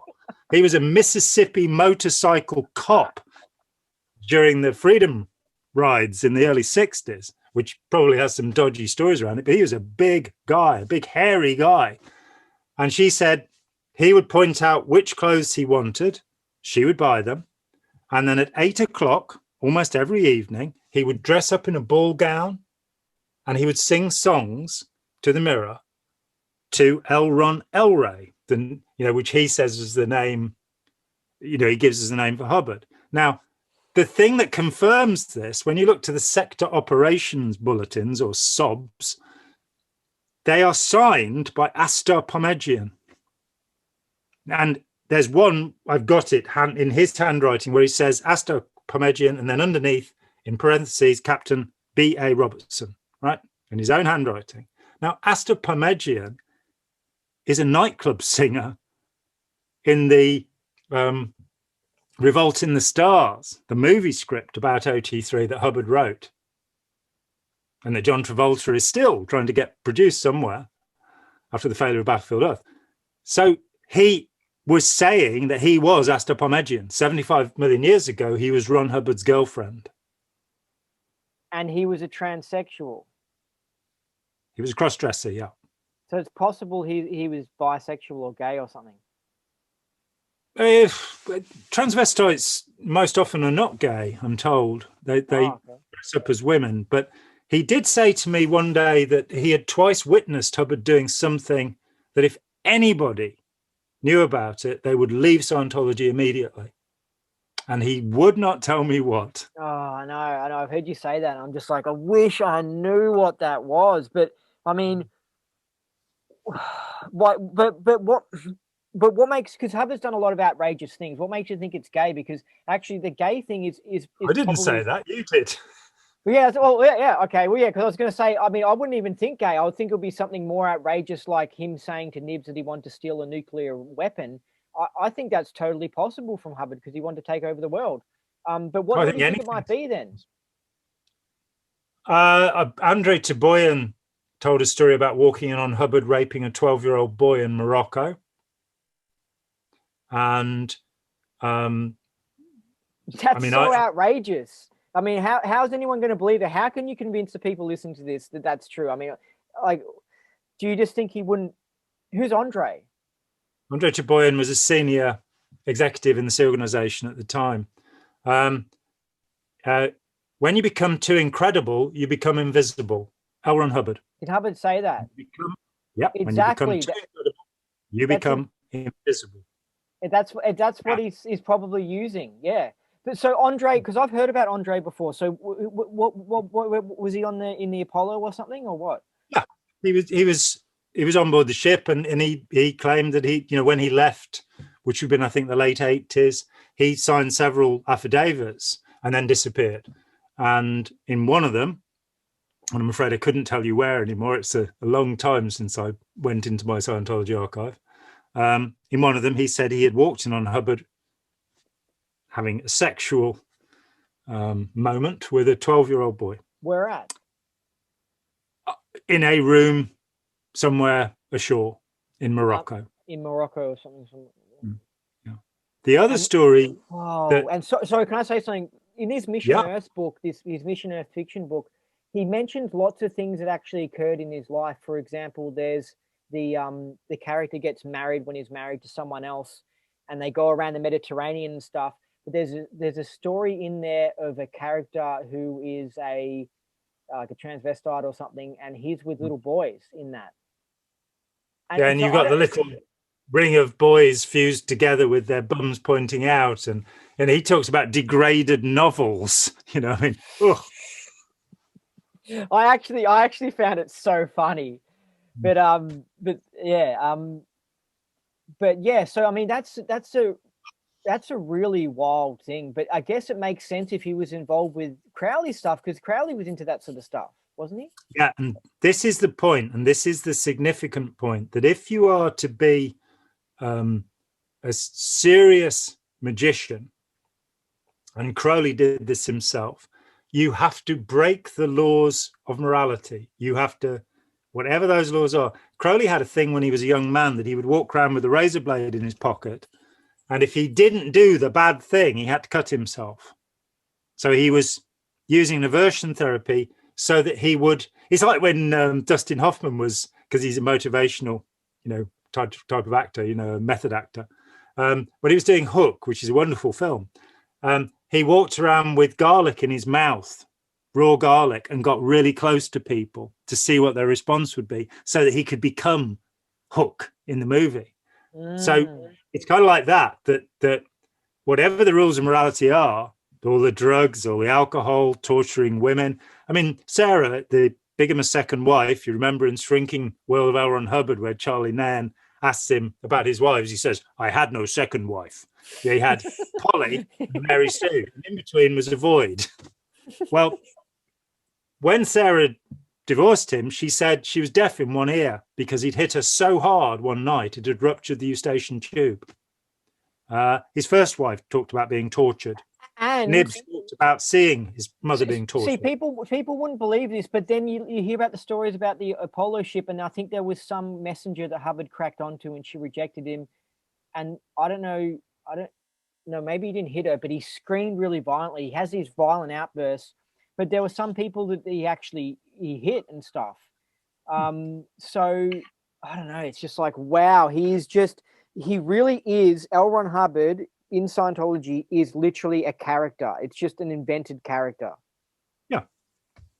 And I mean, the same is true of many celebrities and many public figures. But in his case, you have to, overboarding, you start with that. When I first asked Nev Chamberlain about overboarding, he went, "Oh, yeah, that happened."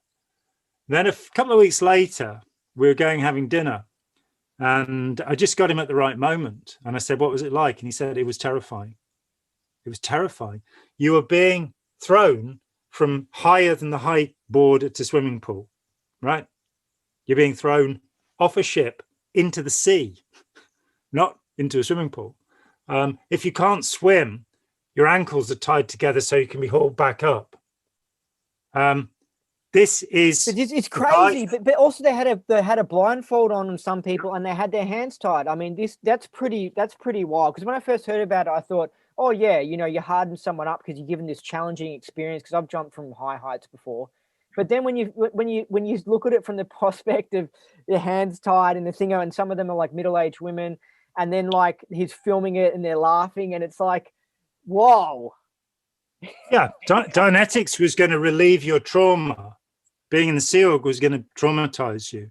But the one story aboard the ship that there are enough witnesses to it. There was a very annoying child, 4.5, 5 years old. And so Hubbard decided that he had to be dealt with. And he was put into the chain locker. Now, the chain locker is where the chain would be kept when you were not moored. It's about 4 feet high. It's full of bilge water, which stinks. It's completely pitch black, and there are rats in there. And you're putting a 4-year-old child in there. I don't think you have to go any further with the story of Ron Hubbard. This man was a sadist. Yeah, liberating humanity. Come on. No, but then when he died or whatever, before he died or something, I think according to Jesse Prince or something, Hubbard didn't ask about Mary Sue or something. He didn't even, like, before he was leaving, leave a message for Mary Sue. Oh, it's much worse than that. She went to prison to save him. She wrote letters to him complaining about what Miscavige had done, trying to set things right. Hubbard gave an order that her messages to him she didn't want to have any en theta, sorry, in the American pronunciation. And so a messenger would go through the letters they'd be photocopied and go through it with a razor blade to take out anything that might upset him. So the letters usually read, "Dear Ron, love Mary Sue." And he refused to see her. She'd gone to prison to save his ass. And he refused to see her, wouldn't have anything to do with her. And in the will, I think she's left $1 million, which was out of 648. And Scientology exists as much because of her as it does of him. You know, she was the controller. Yeah, she was a major enabler and a major action thing. But Miss Cabbage gets blamed for some of these things, but it's like, no. Hubbard's messengers, he sent the messages out so they copped the abuse, and then he just got the message from them. So it's like they get blamed for things that Hubbard was causing, you know? Yes. Yeah. So the criminal accuses others of things he himself is doing. And let's face it, if this guy was an OT, he knew they were doing these things.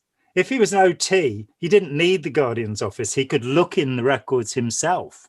He wasn't. He was a complete fake. That's actually a very good point. If they worked out this psychic ability, then they could just have a team of psychics in a room sitting down. Oh no, but I think that they were going into the government buildings and trying to change the documents, physically put a new document in, or erase them from the records. Largely, they were just stealing them. The idea was that they wanted to win the IRS case, and they wanted to know everything that was going to be coming their way. So they made an application that brought all of the documents into one place, so that Meissner and Gerald Wolfe could go in and they could get all of the documents that would be used in court cases against Scientology. Those documents were enough to fill a room floor to ceiling. They stole an enormous amount of documents. I spoke to the guy in GeoLegal, who I'd better not name, and the guy in GeoPR who went through the documents.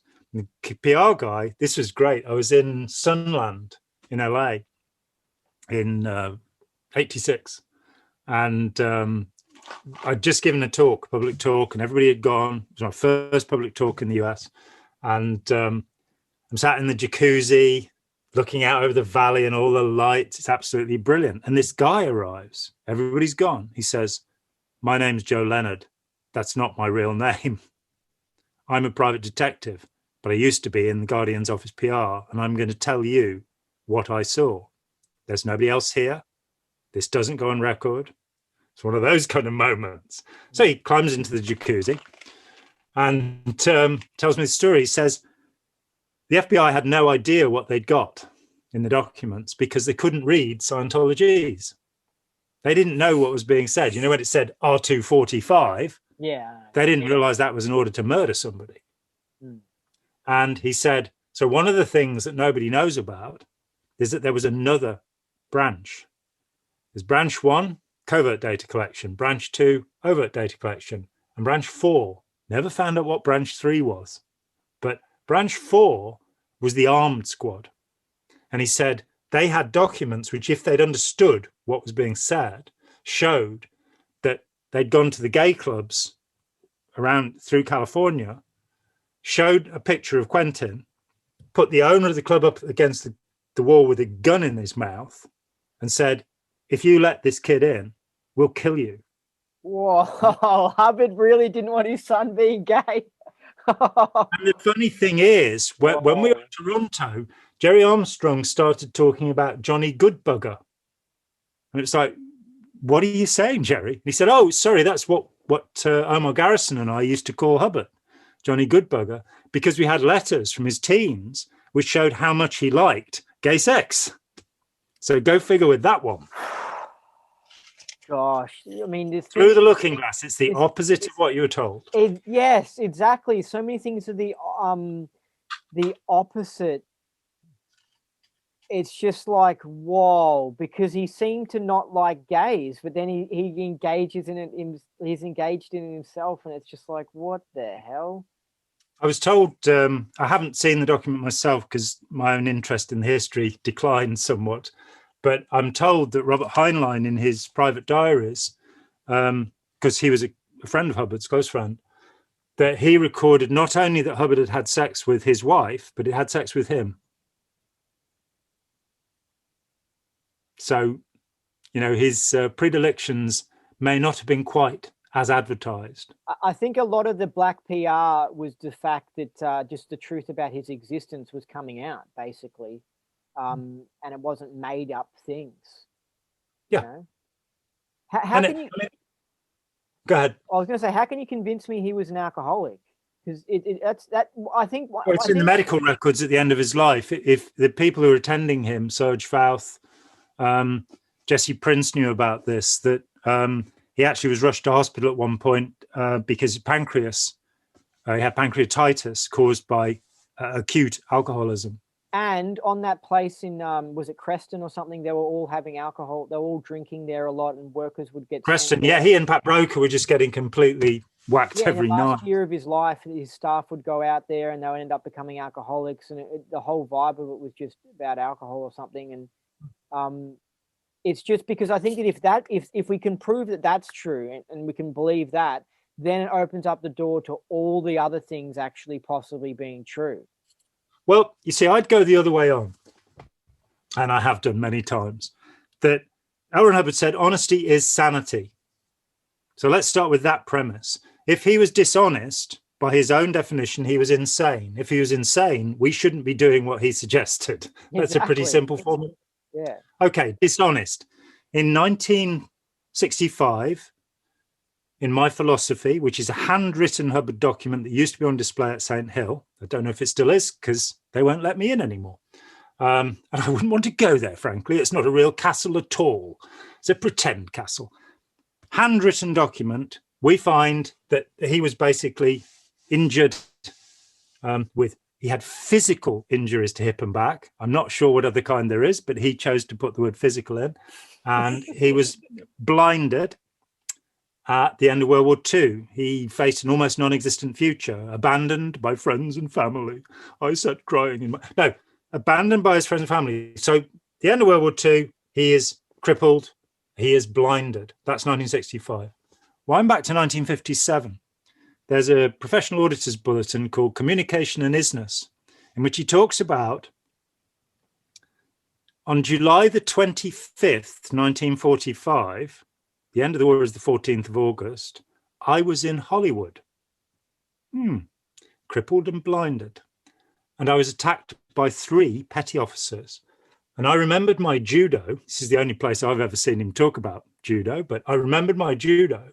And I ended up smashing a bottle on one of them. And I beat 3 petty officers. Now, I've had it put to me that this was because of, his necessity level came up.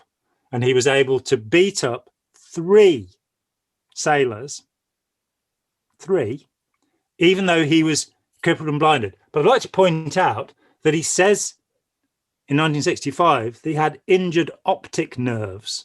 And there's no amount of necessity level that's going to make your eyes work if you have injured optic nerves. But also, this is only 3 weeks, less than 3 weeks before the end of World War II. Well, he's meant to be in this hospital for a year, crippled and blinded.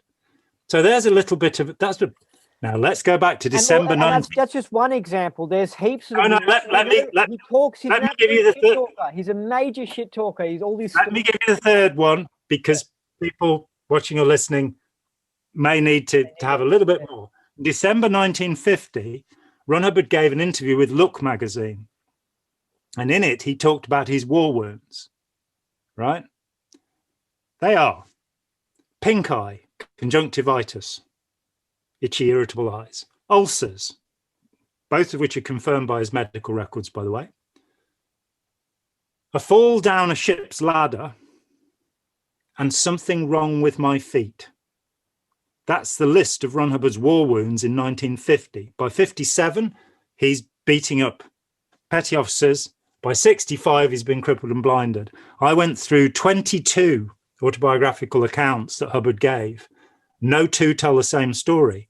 Honesty is sanity. He was a liar. He was so dodgy, and he was making all this money from his religion, yet he was still getting his pension from the Navy.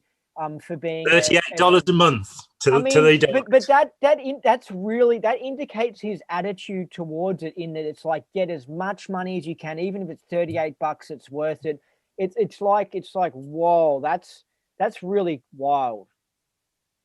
And when you look at the list of claims in Dianetics, the cures, it cures asthma. He had asthma to his dying day. It cures short-sightedness. He wore spectacles all his life. It cures bursitis. I'd never heard of it, in his right shoulder. These things are, in fact, in his medical records. But he had them all his life. Dianetics didn't cure anything. Exactly. And he was, and it also didn't just make him more rational and sensible, or other Scientologists make him more rational or sensible or not aberrated, because the whole key of it was not to be aberrated. But it's based on, it's his version of psychology. It's his version of Freudian therapy and stuff that he went wild with. And it doesn't handle the correct whys. It's like the wrong target and stuff. And he benefits from these wrong targets. You know what I mean? Because he gets the money. It's really epic. But what about, you've spoken to Jon McMaster, the world's first clear, and what was fascinating about when you told that was that I thought that he would have done session after session and then had a session where it was like, whoa, I got no reactive mind, I suddenly feel amazing. That's what I thought it would be like. But apparently he was just going to session. Then Hubbard was like, oh, you're clear now. And it's like, well, did he have any moment of suddenly being like, I don't have a reaction or anything? Like, no. Exactly.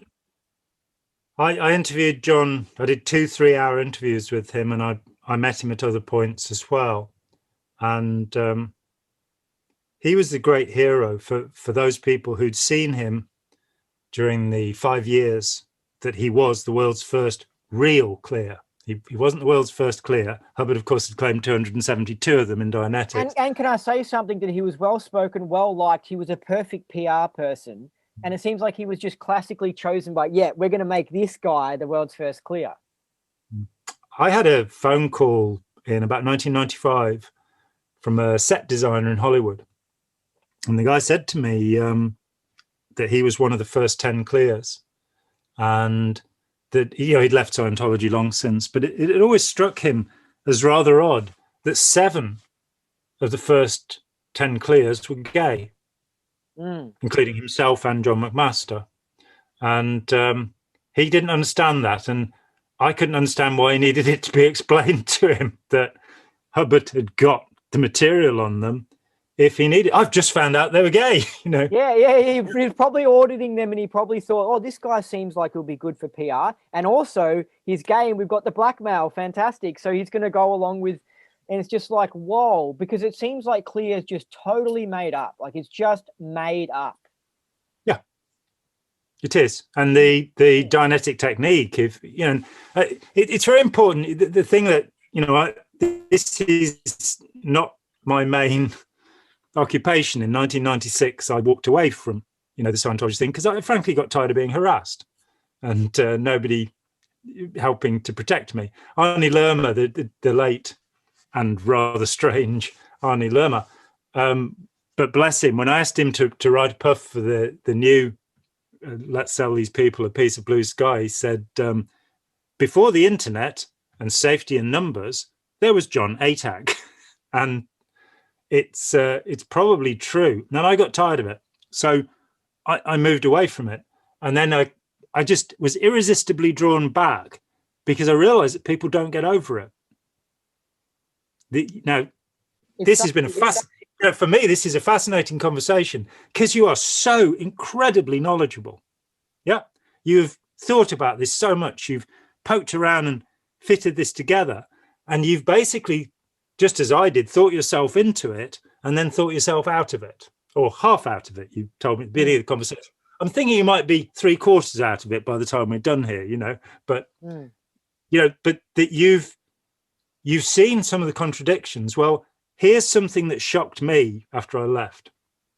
Knowing that Hubbard had said, he'd said this comes from Freud before he decided he'd done it all himself.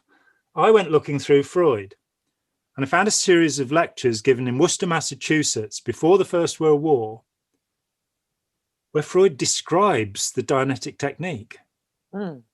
He has charge, he has going earlier similar, he has counting the person into the state. And at the end of it, he explains why he abandoned it. He says, because it's the opposite of therapy. It makes people more dependent on the therapist rather than more independent. That's probably why Hubbard picked it. But it's true. Well, they get addicted to it. They're auditing junkies. Well, exactly, auditing junkie. I'm glad that's an expression I invented in the 1980s. It's great. So I'm glad good expression. The high point of my career. You get this astonishing thing. Hubbard says he learned about Freud from Commander Thompson. Now, Scientology were unable to prove any connection between Thompson and Hubbard. When I was working with Russell Miller on Barefaced Messiah, Russell got the passenger list from a ship that had gone through the Panama Canal. Hubbard said he was 12 years old when he met him, and he was. They're both on this ship. They're there for a few days. And that's led some strange people in the independents to think that there must have been something sexual in their relationship. Some people are just obsessed. I don't know why they go in this direction. There's nothing to indicate that. There's nothing in Thompson's record that indicates that.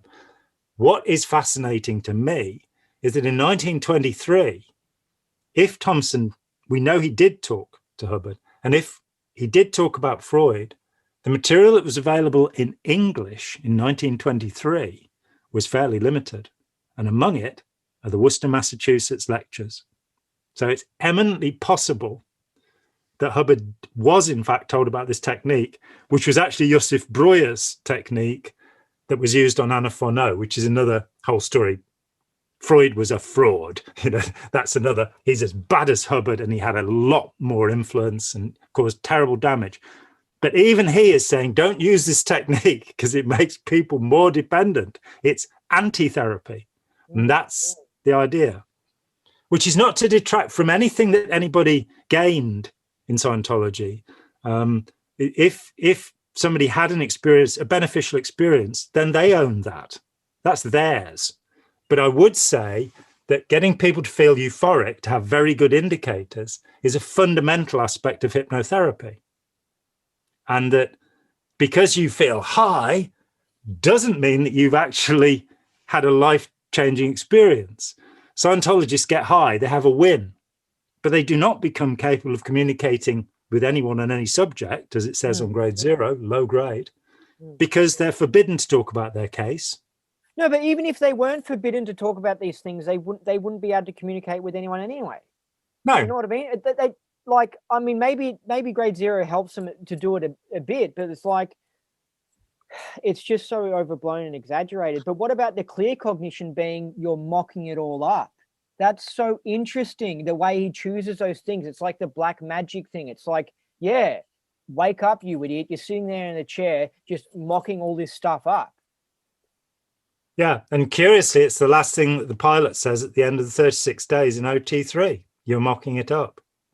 Exactly. I actually had that. I was going to talk about that because it's another little hint for people who are switched on to realize, hey, it's like Hubbard saying, hey, I'm not screwing you over. I'm a fiction author. I mean, I contradict myself all the time. Can't you work it out? I put in I said he as well. He's mocking it all up. The pilot says he's mocking it all up. I'm a he. You see what I mean? I mean, and then you have the clear cognition, and it's like he's it's just fascinating because people don't realize that they're in some mind control matrix or something. Well, what about when he says in the PDC, all of you lived lives in arse lickers? Yeah, exactly. That could be it. It could be the same thing. It's a joke. Yeah. He's just come back from England where he's heard the expression, instead of arse lickers. People who are toadies, people who do as they're told, brown nosers, call them what you will. All of you, that's what you are. And you're giving me $500 and you sit there for 6 weeks and I say, you've got a doctorate for listening to me for 6 weeks. Oh, come on, And yeah. Nibs said that he would mention how people are so dumb and you can take advantage of them and laugh or something like that? Nibs, I've had the great pleasure of meeting one of Nibs' children. I better not mention which one because Scientology is a bit vindictive. And he said that his father had told him that his grandfather would say, I wonder if we can get them to see if you can get them. Tell you what, see if you can get them to do a thing with an ashtray where they pick it up. And while they're picking it up, they say, sit down. See if you can get them to shout at an ashtray. See if you can get them to do it. And that a lot of processes were just developed to see, you know, if people, how far you could push people. You know, the upshot of Scientology, and I've said this again and again and again, Charlie Nairn, when he was 25 years old, when he interviewed Hubbard for The Shrinking World of L. Ron Hubbard, which anybody who's in Scientology ought to watch because it's the only hostile interview. It's only 20 minutes long. It's on YouTube. And in it, Hubbard is all over the place. His eyes are blinking, you know, the great master of PR. He had no second wife. There are no Swiss. There is one Swiss bank account. When he's asked about reincarnation, whether he believes in it, he pauses. And then Charlie says, but your followers believe. And he goes, oh, yes, they believe in it. Sure.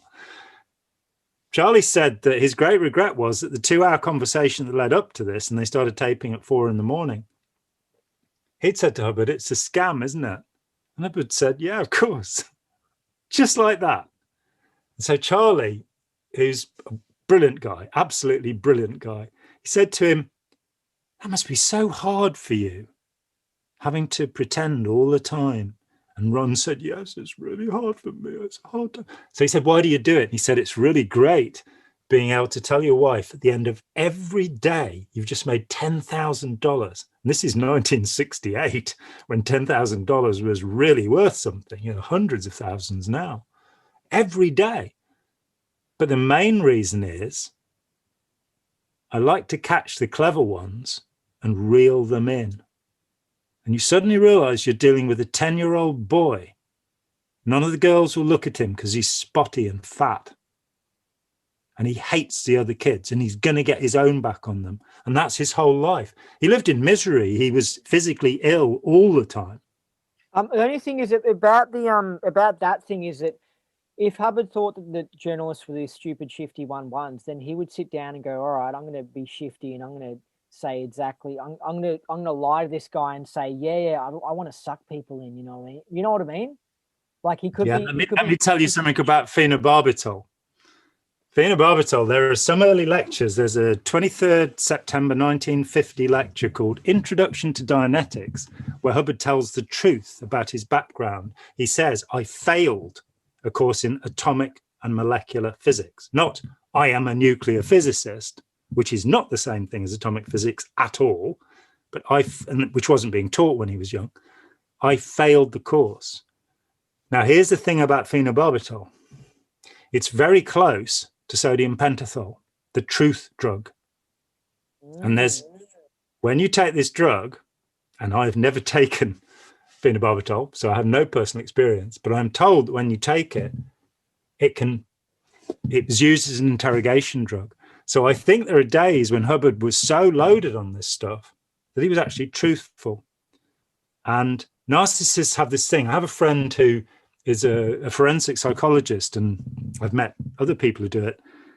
And it's always amazing when you hear how they interview some white-collar criminal who has done, you know, embezzled $10 million or something. And the way to get them to talk is to congratulate them, to tell them how clever they are, how cunning they are, and they'll suddenly start pouring out an admission, a confession. I think that's what happened, that Hubbard simply told Charlie the truth. He got him in a good mood. And then Hubbard just just opened up. It's possible. Build the beans. Yeah, I mean, if that's I don't know, but the only thing I have a problem with that is that I know that Hubbard's shifty and that he thinks that journalists are 1-1s and that he would then try and say something to him to appease him or something like that. But when you look at the interview itself, you'd think that he'd have given a rather more clever interview and that he's sitting there blinking and, you know. Well, it's because he's so tired. You know what I mean? Because it was like he stayed up all night. But that's strange behavior again. It's like, why don't they have normal sleep patterns and stuff? Everything about it is so crazy. Like Well, look at the running program is just freaking wild, and now they're charging people for it, calling it cause resurgence, and it's like it's some sort of it is freaking crazy. Like, come on, imagine you anyway. Yeah, as to the sleep, this is not late for Hubbard. Hubbard normally went to sleep after 4 a.m. and slept till noon. Miscavige is the same. Mao Zedong was the same. But there's staff. And before we get too personal about it, so am I. I have delayed sleep-wake phase. It's a genetic condition, and I'm diagnosed with it. So, you know, but it doesn't necessarily mean you'll be a bad person, you know. But Mao Zedong, David Miscavige, and Hubbard all had delayed sleep-wake. So this wasn't. Didn't get to sleep in. The staff had to wake up in the morning when they had to do late nights. They had to wake up, didn't they? Yeah. They were sleep deprived. I mean, it's crazy. It's like some sort of government mind control experiment on torture or something. Yeah, I mean, one of the questions I because Jim Dinkelsey was with Hubbard in Queens, it's after that in 72, 73, it's after that the RPF, the Rehabilitation Project Force, comes out. And one of the questions I keep putting to Jim, I keep emailing him every few years and saying, when he was in Queens, did he read Lifton? Because it seems to me that the RPF is based on, where's the lovely book gone? I always keep it nearby in case I'm going to need it. So the RPF came out like after he came back from New York. Yeah. They thought reform. And it, you know, and everybody ought to read this book. This is the master text for me. And Lifton's written many other brilliant things, but Thought Reform and the Psychology of Totalism. And you then assess Scientology against this and you go, oh my God, you know, this is such a way of getting somebody into a state where they don't know what's going on. You know, when I interviewed Mike Rinder just a few weeks ago now, I've talked to over 1,000 people who've been involved in Scientology. And some of them I've interviewed in tremendous depth over the years.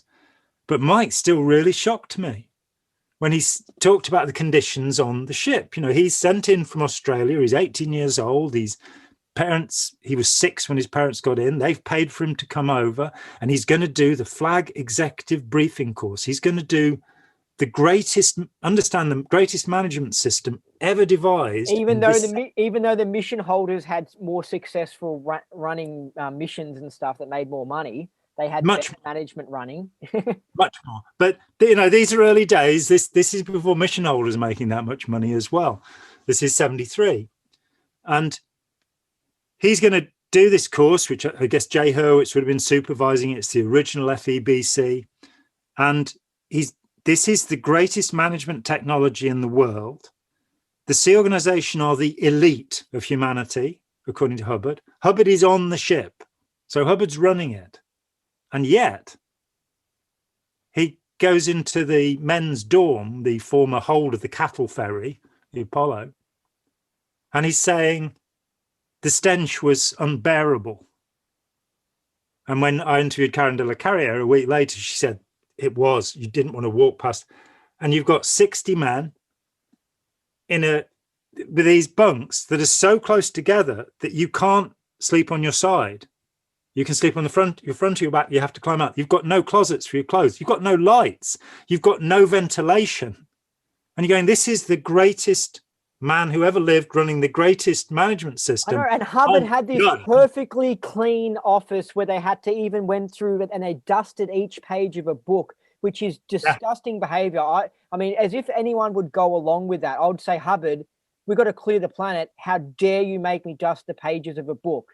Anyway, it's just crazy. But if you give people conflicting statements, which confuses them, so you confuse a person, you don't give them, I guess, good food, you don't give them enough sleep, and then you scare them by having the punishments, they go into, I guess, this crazy zone of just being able to be pushed around like a pinball. And that's probably what he wanted. Yeah, zombification. And it was tremendously. I remember talking to a friend who worked directly and closely with Hubbard, and he said that the one thing he always wanted was to be posted somewhere away from Hubbard, because around Hubbard it was always awful. The suppressive is surrounded by ill and cowering associates. DeMille, who of course was with Hubbard. He wrote 3 of the Hubbard books were actually written by DeMille. It compiled from Hubbard's ideas. DeMille wasn't claiming they were his ideas, but Science of Survival, which is the book that got me in, is so much better written than Dianetics. It's a really coherent text, whereas Dianetics just rambles and says the same things over and over again about how many abortions all women have, because let's face it, you can't trust women, can you, if you're a misogynist? And can I say something as well? He promotes that book, Big League Sales, and in that book, the guy says, "Oh yeah, you can sell women anything, you can take advantage of them and just sell them heaps." And I like it, and it gives you an idea of the attitude of what Hubbard wanted with his regs, which was just to sell them everything, just bleed them. Yeah, well, work out any way to get all the money you can from them. Yeah, I mean, I pulled out the hard selling stuff. Fascinated me because he created that. Hubbard created that. It wasn't some bad staff members. The hard sell came from Hubbard. Yeah, well, let's read a couple of quotations into the record. The governing policy of Scientology, as stated by its creator, is, and it's called Governing Policy, the policy letter: make money, make more money, and make other people produce so as to make more money. So that's the governing policy of the religion. Scientology sales staff are trained extensively in hard selling techniques. We go on, blah, blah, blah. Hubbard said this of his Scientology courses: advanced courses are the most valuable service on the planet. Life insurance, houses, cars, stocks, bonds, college savings are all transitory and impermanent. Advanced courses last forever and give immortality. They give you immortality.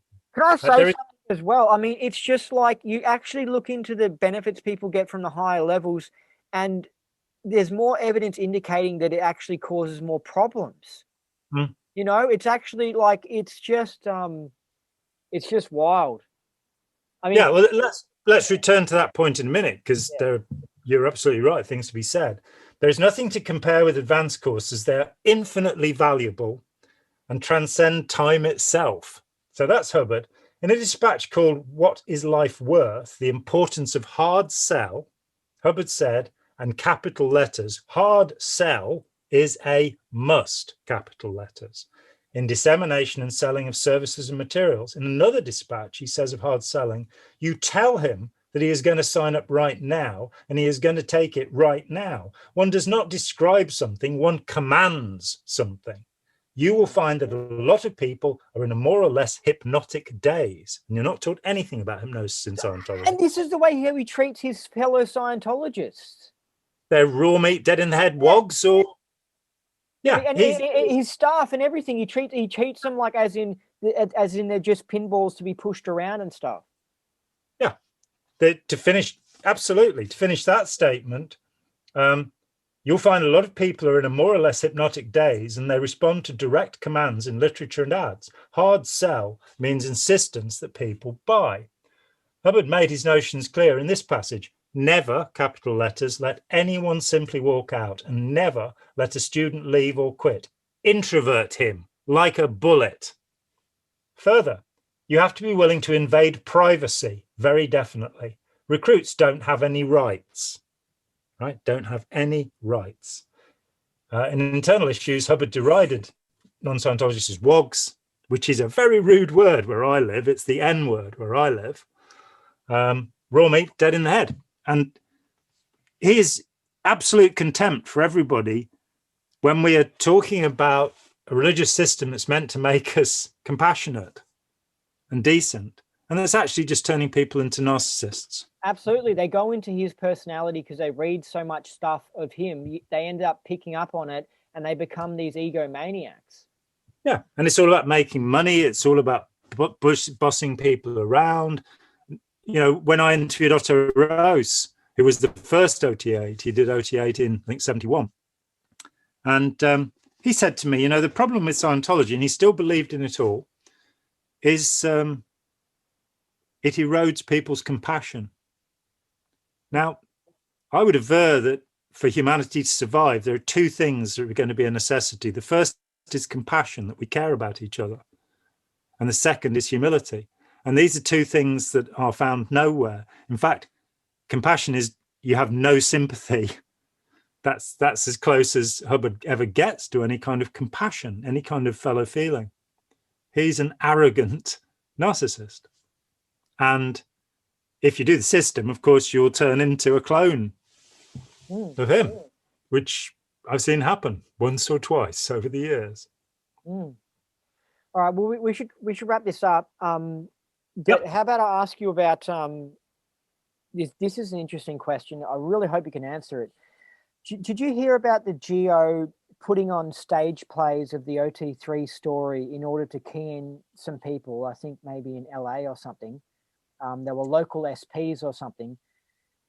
What I find really interesting about that is, did the people get keyed in? Did they have accidents the next day? Did they die from anything? Because that's a big way to test if it actually is real. Well, Hubbard, of course, wrote Revolt in the Stars with the idea of making a movie of the OT3 incident, having said that anybody who is restimulated will die within 2 days. So I think that kind of, there's the little circle that he's telling you one thing and then he's going, yeah, let's kill everyone in the world. And I mean, it's freaking, it's so, it's. You could die laughing. You could die laughing. Is that the conflicting statements idea? Like, it's just confusing as hell. And I think people are just, when they're in Scientology from the start to when they get out, it's just they're in this whole ball of confusion all the way through. They're in a daze of confusion. Yeah, it's called double bind. That you, and Hubbard does talk about it in false data stripping material, that if you give people conflicting information, they don't know what to do and they'll come and to be told what to do. He's in the Philadelphia Doctorates course, he says we have ways here of making slaves, and that's what Scientology is. And of course your kind of Brave New World model, as opposed to 1984, which is the Sea Org, Brave New World, you're basically, everybody's happy because they believe in the delusion. But when you come down to it, everybody in the Sea organization is in fear. That's the highest tone level of the Sea organization. Will my stats go up? Will I be punished? Will I be RPF'd? Will I get enough to eat? Yeah. Will I be allowed to have children? Yeah, will I be allowed to have children? Yeah, and when you look at the people who've done the higher levels, it comes down to them wasting a lot of time and money, and then also possibly having some mental problems as well. Well, quite severely. I was asked to give a talk at Haywards Heath Mental Hospital, which is where people from East Grinstead would go to, and they'd had a guy who'd done OT3 who was having a pretty hard time of it. He basically had smeared the walls of his cell with his own excrement and would hit anybody that came into the room. And I suppose, if you don't, until you have the experience, sometimes you don't think about it. When my first child was born, I was still, I wasn't involved in this. I was still thinking, we've all got to be very quiet, because, and it's like, well, it's still in my head. I'm still thinking that he could get, this will be an engram, he'll this, that, and the other. So until you challenge it. So my thought was, look, this is a psychiatric hospital. They're not going to really care about this. I'm going to go along and there's going to be one person there, because these people run long shifts. There were 14 members of staff, doctors and nurses, because they were so concerned that every 6 months they got somebody who was batshit crazy coming out of Scientology. And they sat and listened to the whole talk. They thanked me for the advice I gave them, which was don't give them any drugs at all, because it will just freak them out more.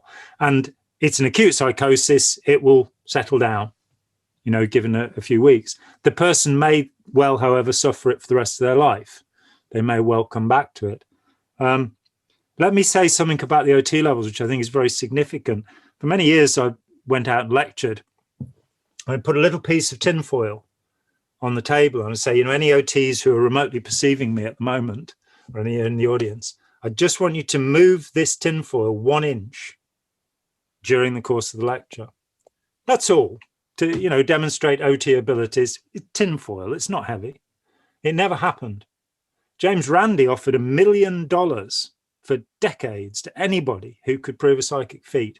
No Scientologist ever claimed it. I've been around Scientology now since 1974. I have never seen a psychic feed. Never. Nothing I couldn't explain easily. I've never seen anybody levitate. Remote viewing, we've had Darren Brown here show how you can do that. That's not difficult. It's not difficult if you're Darren Brown. A show called Messiah where he did it. It's baloney. And even the people that are claimed to have done it, like Ingo Swann, who is a really weird character, but we did cross swords eventually. But Ingo said he could do it before he came to Scientology. Exactly, that's the thing. People have these abilities beforehand, because I believe in this sort of stuff. But it's like, anyway, but with the insane $1 people, million for 20 years and nobody claimed it, and you believe in it? Why do you believe in it? No, I don't trust Randy. I think he's getting money from some sort of pharmaceutical company to promote things, and I mean, it's a whole nother story.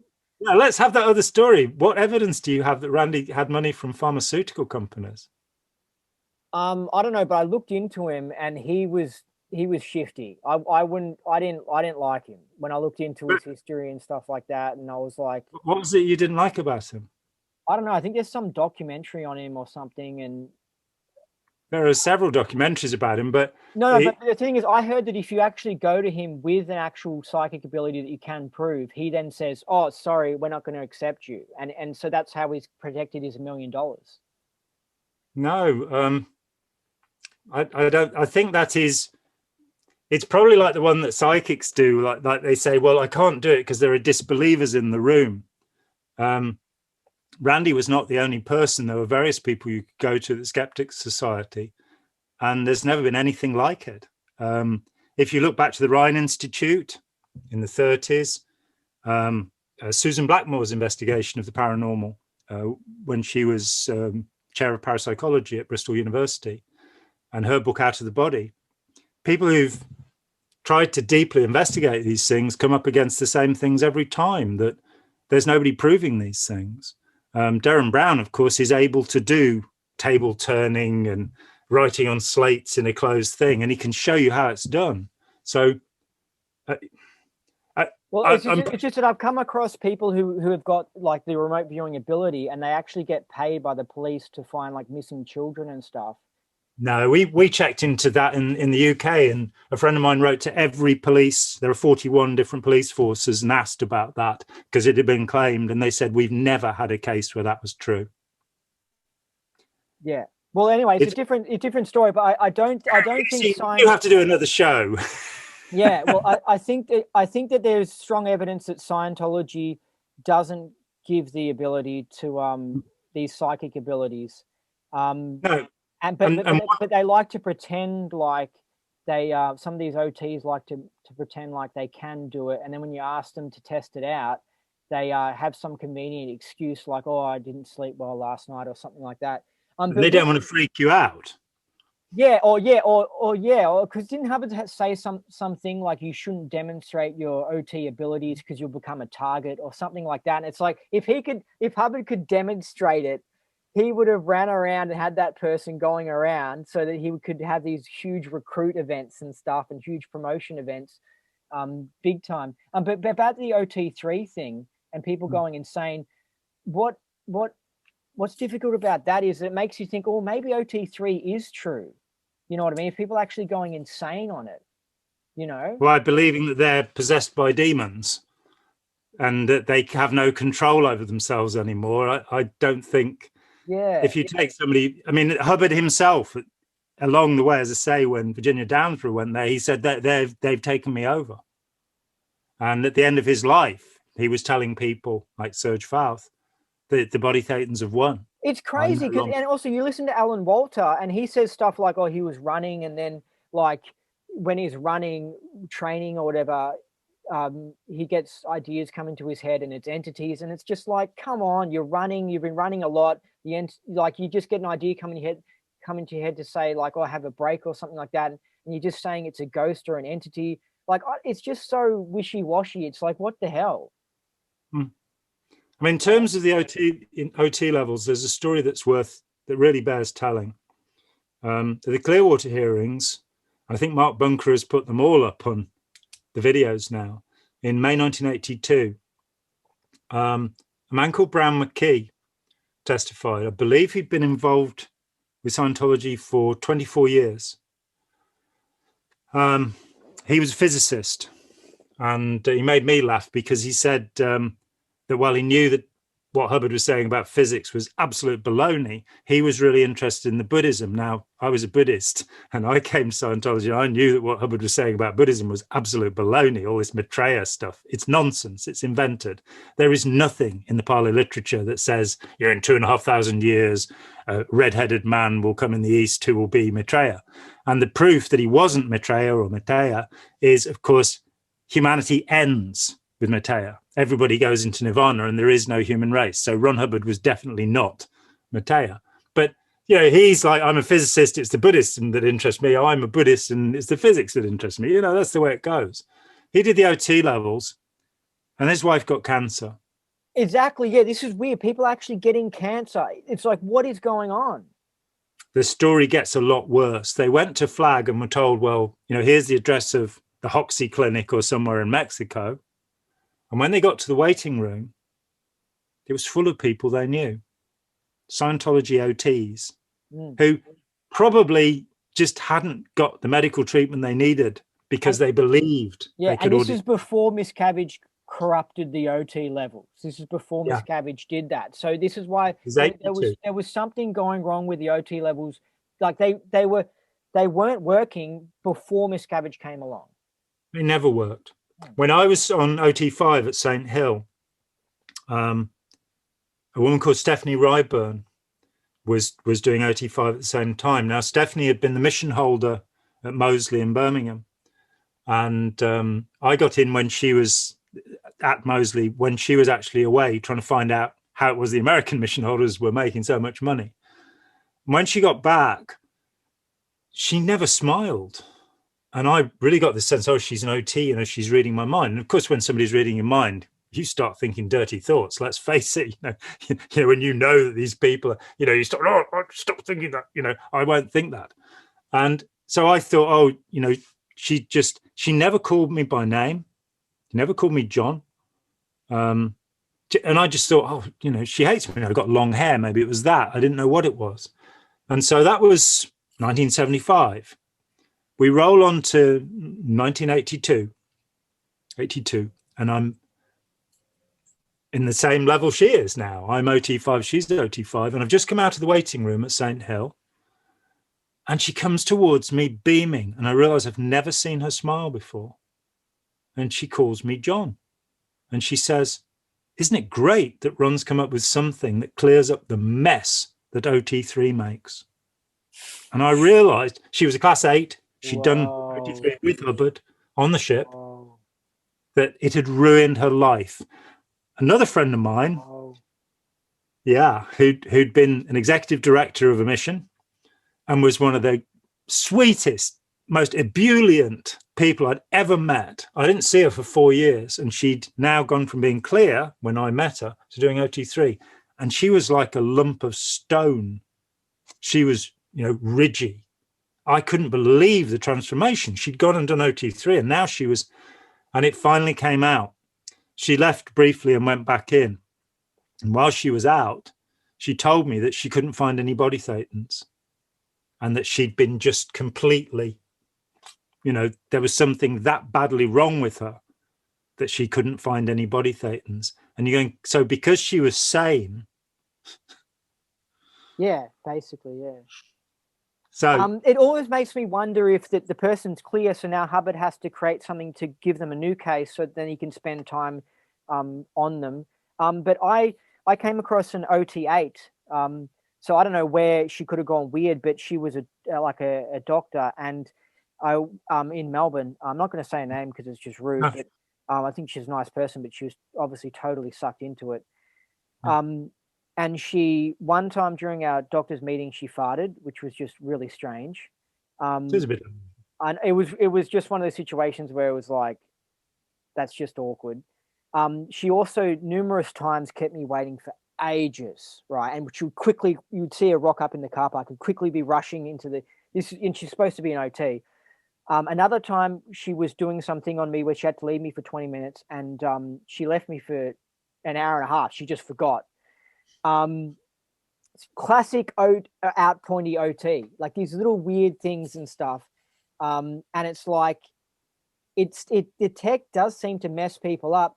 And then there's the guy who got up to OT8, and he actually says, well, we've got Marjorie Wakefield who said it stuffed her up after that. But there's the guy, he wrote a book about it, I think Lucifer's Bridge or something like that. Witek, maybe it's Witek, George Witek or something. Yeah, who was very early on the OT8 course. He confirms what's on the material. Yeah, and he says, he goes, his IQ dropped after doing OT8. He basically says, yeah, it stuffed up my mind, or it made me an out pointy OT or something. So anyway, it's just really deep. But with this, I'll finish off with the with the Xenu stage story. Do you actually know for sure what happened after that? They acted out the Xenu stage story. I don't, but Okay. you know, as I say, I can only say that look, it's really simple. If Scientology worked, I wouldn't be talking to you now. Yeah, if there were Scientology OTs in the 37 years that I've been talking, they would have silenced me using their OT abilities, wouldn't they? And they didn't. So, and in fact, right now, there must be OTs monitoring what we're saying. You know, there must be, because, you know, and so I just suggest that if they do exist, that they strike me dead in the next 5 seconds. Oh! You know, I had a friend who did, and this is what helped wake me up. He did OT, I don't know, 3 or OT 2 or 4 or something, or a few of them. And after doing that, he was pretty much the same. But the first week or whatever, after coming back of doing them, he was different, but he was behaving different. He was putting on that OT personality. And he'd also just started auditing people. So he was putting on this personality. And while talking to him, he was speaking slowly and he was pausing. And that made me just go, this is ridiculous. This is outrageous. He is just thinking that he's got some superior special knowledge, and he's just now putting on this personality. But it was cool to see after the first week, he dropped it and he just went back to being his normal self.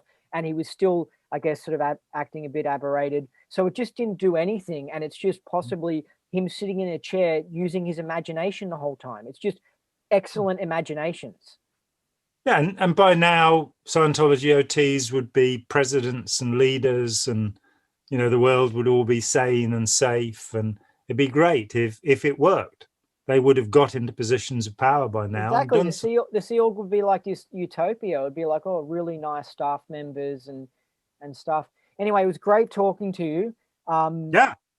We've been talking for ages. So I'll let you go to sleep, huh? No, that's why I say I have a delayed sleep phase. So it's early days for me. This has been great. And if you do want to talk again, if you do want to continue your show, and I'd ask you to do so, because I think the next part of the journey where, you know, are you still 50% a Scientologist, or are you now 49%? The problem is that I'm interested in doing it because I just find it interesting, but not that I'm actually expecting it or believing it. I'm just like, what is this bizarre upper level thing? I want to try it out. You know what I mean? You do realize it could mess your head up, don't you? As you've just told me. That's exactly the thing, because the app, it does really seem like it messes people up. And another person who I spoke to was on the high levels. They did this out pointy thing, but they're much more of a normal person. They did this out pointy thing, and I just thought, I don't want to become one of these weird out pointy people that do these odd, weird things and stuff. I know a group of psychology students who were never involved in Scientology, and they decided to do the whole bridge, and they did. And they graduated and off they went. And coming back to them later, what a wonderful thing to do. Oh, yeah, we'll do all of that stuff, see what happens. It's basically like, well, no, there was absolutely no benefit. And we could have done something useful instead. And so, I mean, if you want to come back... That's exactly what I'm thinking. You could end up saying it's just... Well, I hit a barrier at Dianetics. I did about 9 hours of it. And I was like, look, I can only remember these things. and then you go into imagination. I just go into these crazy stories and stuff, False and it's memories. like and then they showed me a document saying by Hubbard saying it's okay to use your imagination, but I'm like, no, you don't understand. I really am using my imagination. I'm telling a story, then I'm going, oh crap, there's got to be engram here. Oh, a car crashed, and then I'll just say something like a car crash, and I'll be like, this is why the whole idea of the cognition being you're mocking it all up. To me, if I was in the chair doing this for hours, I would go, yeah, I get it. I'm mocking it up, you know? Well, look, let's reconvene and we'll talk about therapy. We'll talk about, what else is out there. Because I've had a long time to think about this. Well, actually, John, I've only really tapped into a few of the questions I want to ask you. So how about, I want to give you a donation because I think it's good to, compensate you for your time and also to encourage other people because, you've done a lot of effort, as it takes a lot of effort to look into this sort of stuff, to speak to the people, to read the documents and that, and you should be compensated for that basically. So then I think we should do another one, and I can get into some of these other ones, and they're more of these juicy sort of questions. Let's do it. And maybe we'll make it a 3-parter. So we've done the first one, we'll do a second and a third one, because if we do another one, I don't think we could finish these questions if it's one other one. No, that'd be great. This has been a real pleasure. Yeah, and so you've got a Patreon, do you? I do, but I'll get in touch with you afterwards because the Patreon's with the channel, and the channel pays my assistant, doesn't come to me. Oh, okay. So the work was free. Keep it so, So I'll send you my personal stuff after. And so you've got the Piece of Blue Sky book, which is a interesting history book, very interesting, and so I definitely recommend that. And where can people? It's got to be this version, because the other one's a pirate version, which has been expurgated. This is the real thing. What does expurgated mean? Passages have been removed. Why were they removed? Did someone remove the shifty, like the ones that were really out PR or something?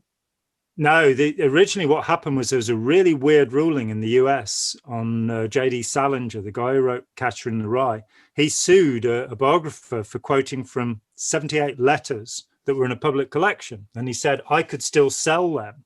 And a judge ruled in his favor, which meant that thereafter, anything that was unpublished. So I had stuff from Hubbard's letters, his journals, and his guardian's orders. We had to take them all out and paraphrase them.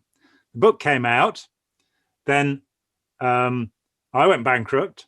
The publisher had gone bankrupt, and they'd illegally, criminally sold the book on without my royalties being paid. And it went bestseller. It was in the top 98 at Amazon, and I didn't get paid. Then the law changed. We spent 5 years negotiating with the publishing company that had illegally picked up the contract, and got to nowhere. So went, right, we'll put the book out with those 60 passages back in, and I added about another 40, I think. So it's got all of the actual juicy material in it. The old version, and as I say, I don't get royalties from this, and when we published the new one, they dropped their price from $33 to $12 on this copy, indicating they'd been making $21 clear profit, which was not coming to me. So this is the real one.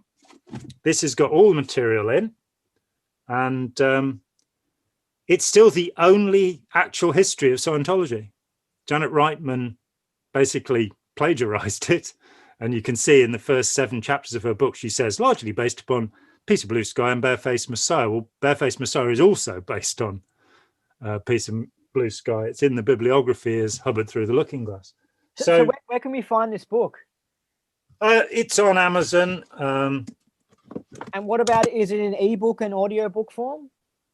It's on Kindle. I'm actually doing an audiobook of, this is my latest book here. And I'm doing an audiobook of it. And I can promise you I won't be doing an audiobook of Piece of Blue Skies. Such hard work. Maybe you should get some British man to do it. Yeah. Well, having learned, my L. Ron Hubbard imitation, it'd be a shame to have anybody else do it. But Okay, so Okay, yeah. this let's has been wrap this great. up. Yeah, that's Do you all right.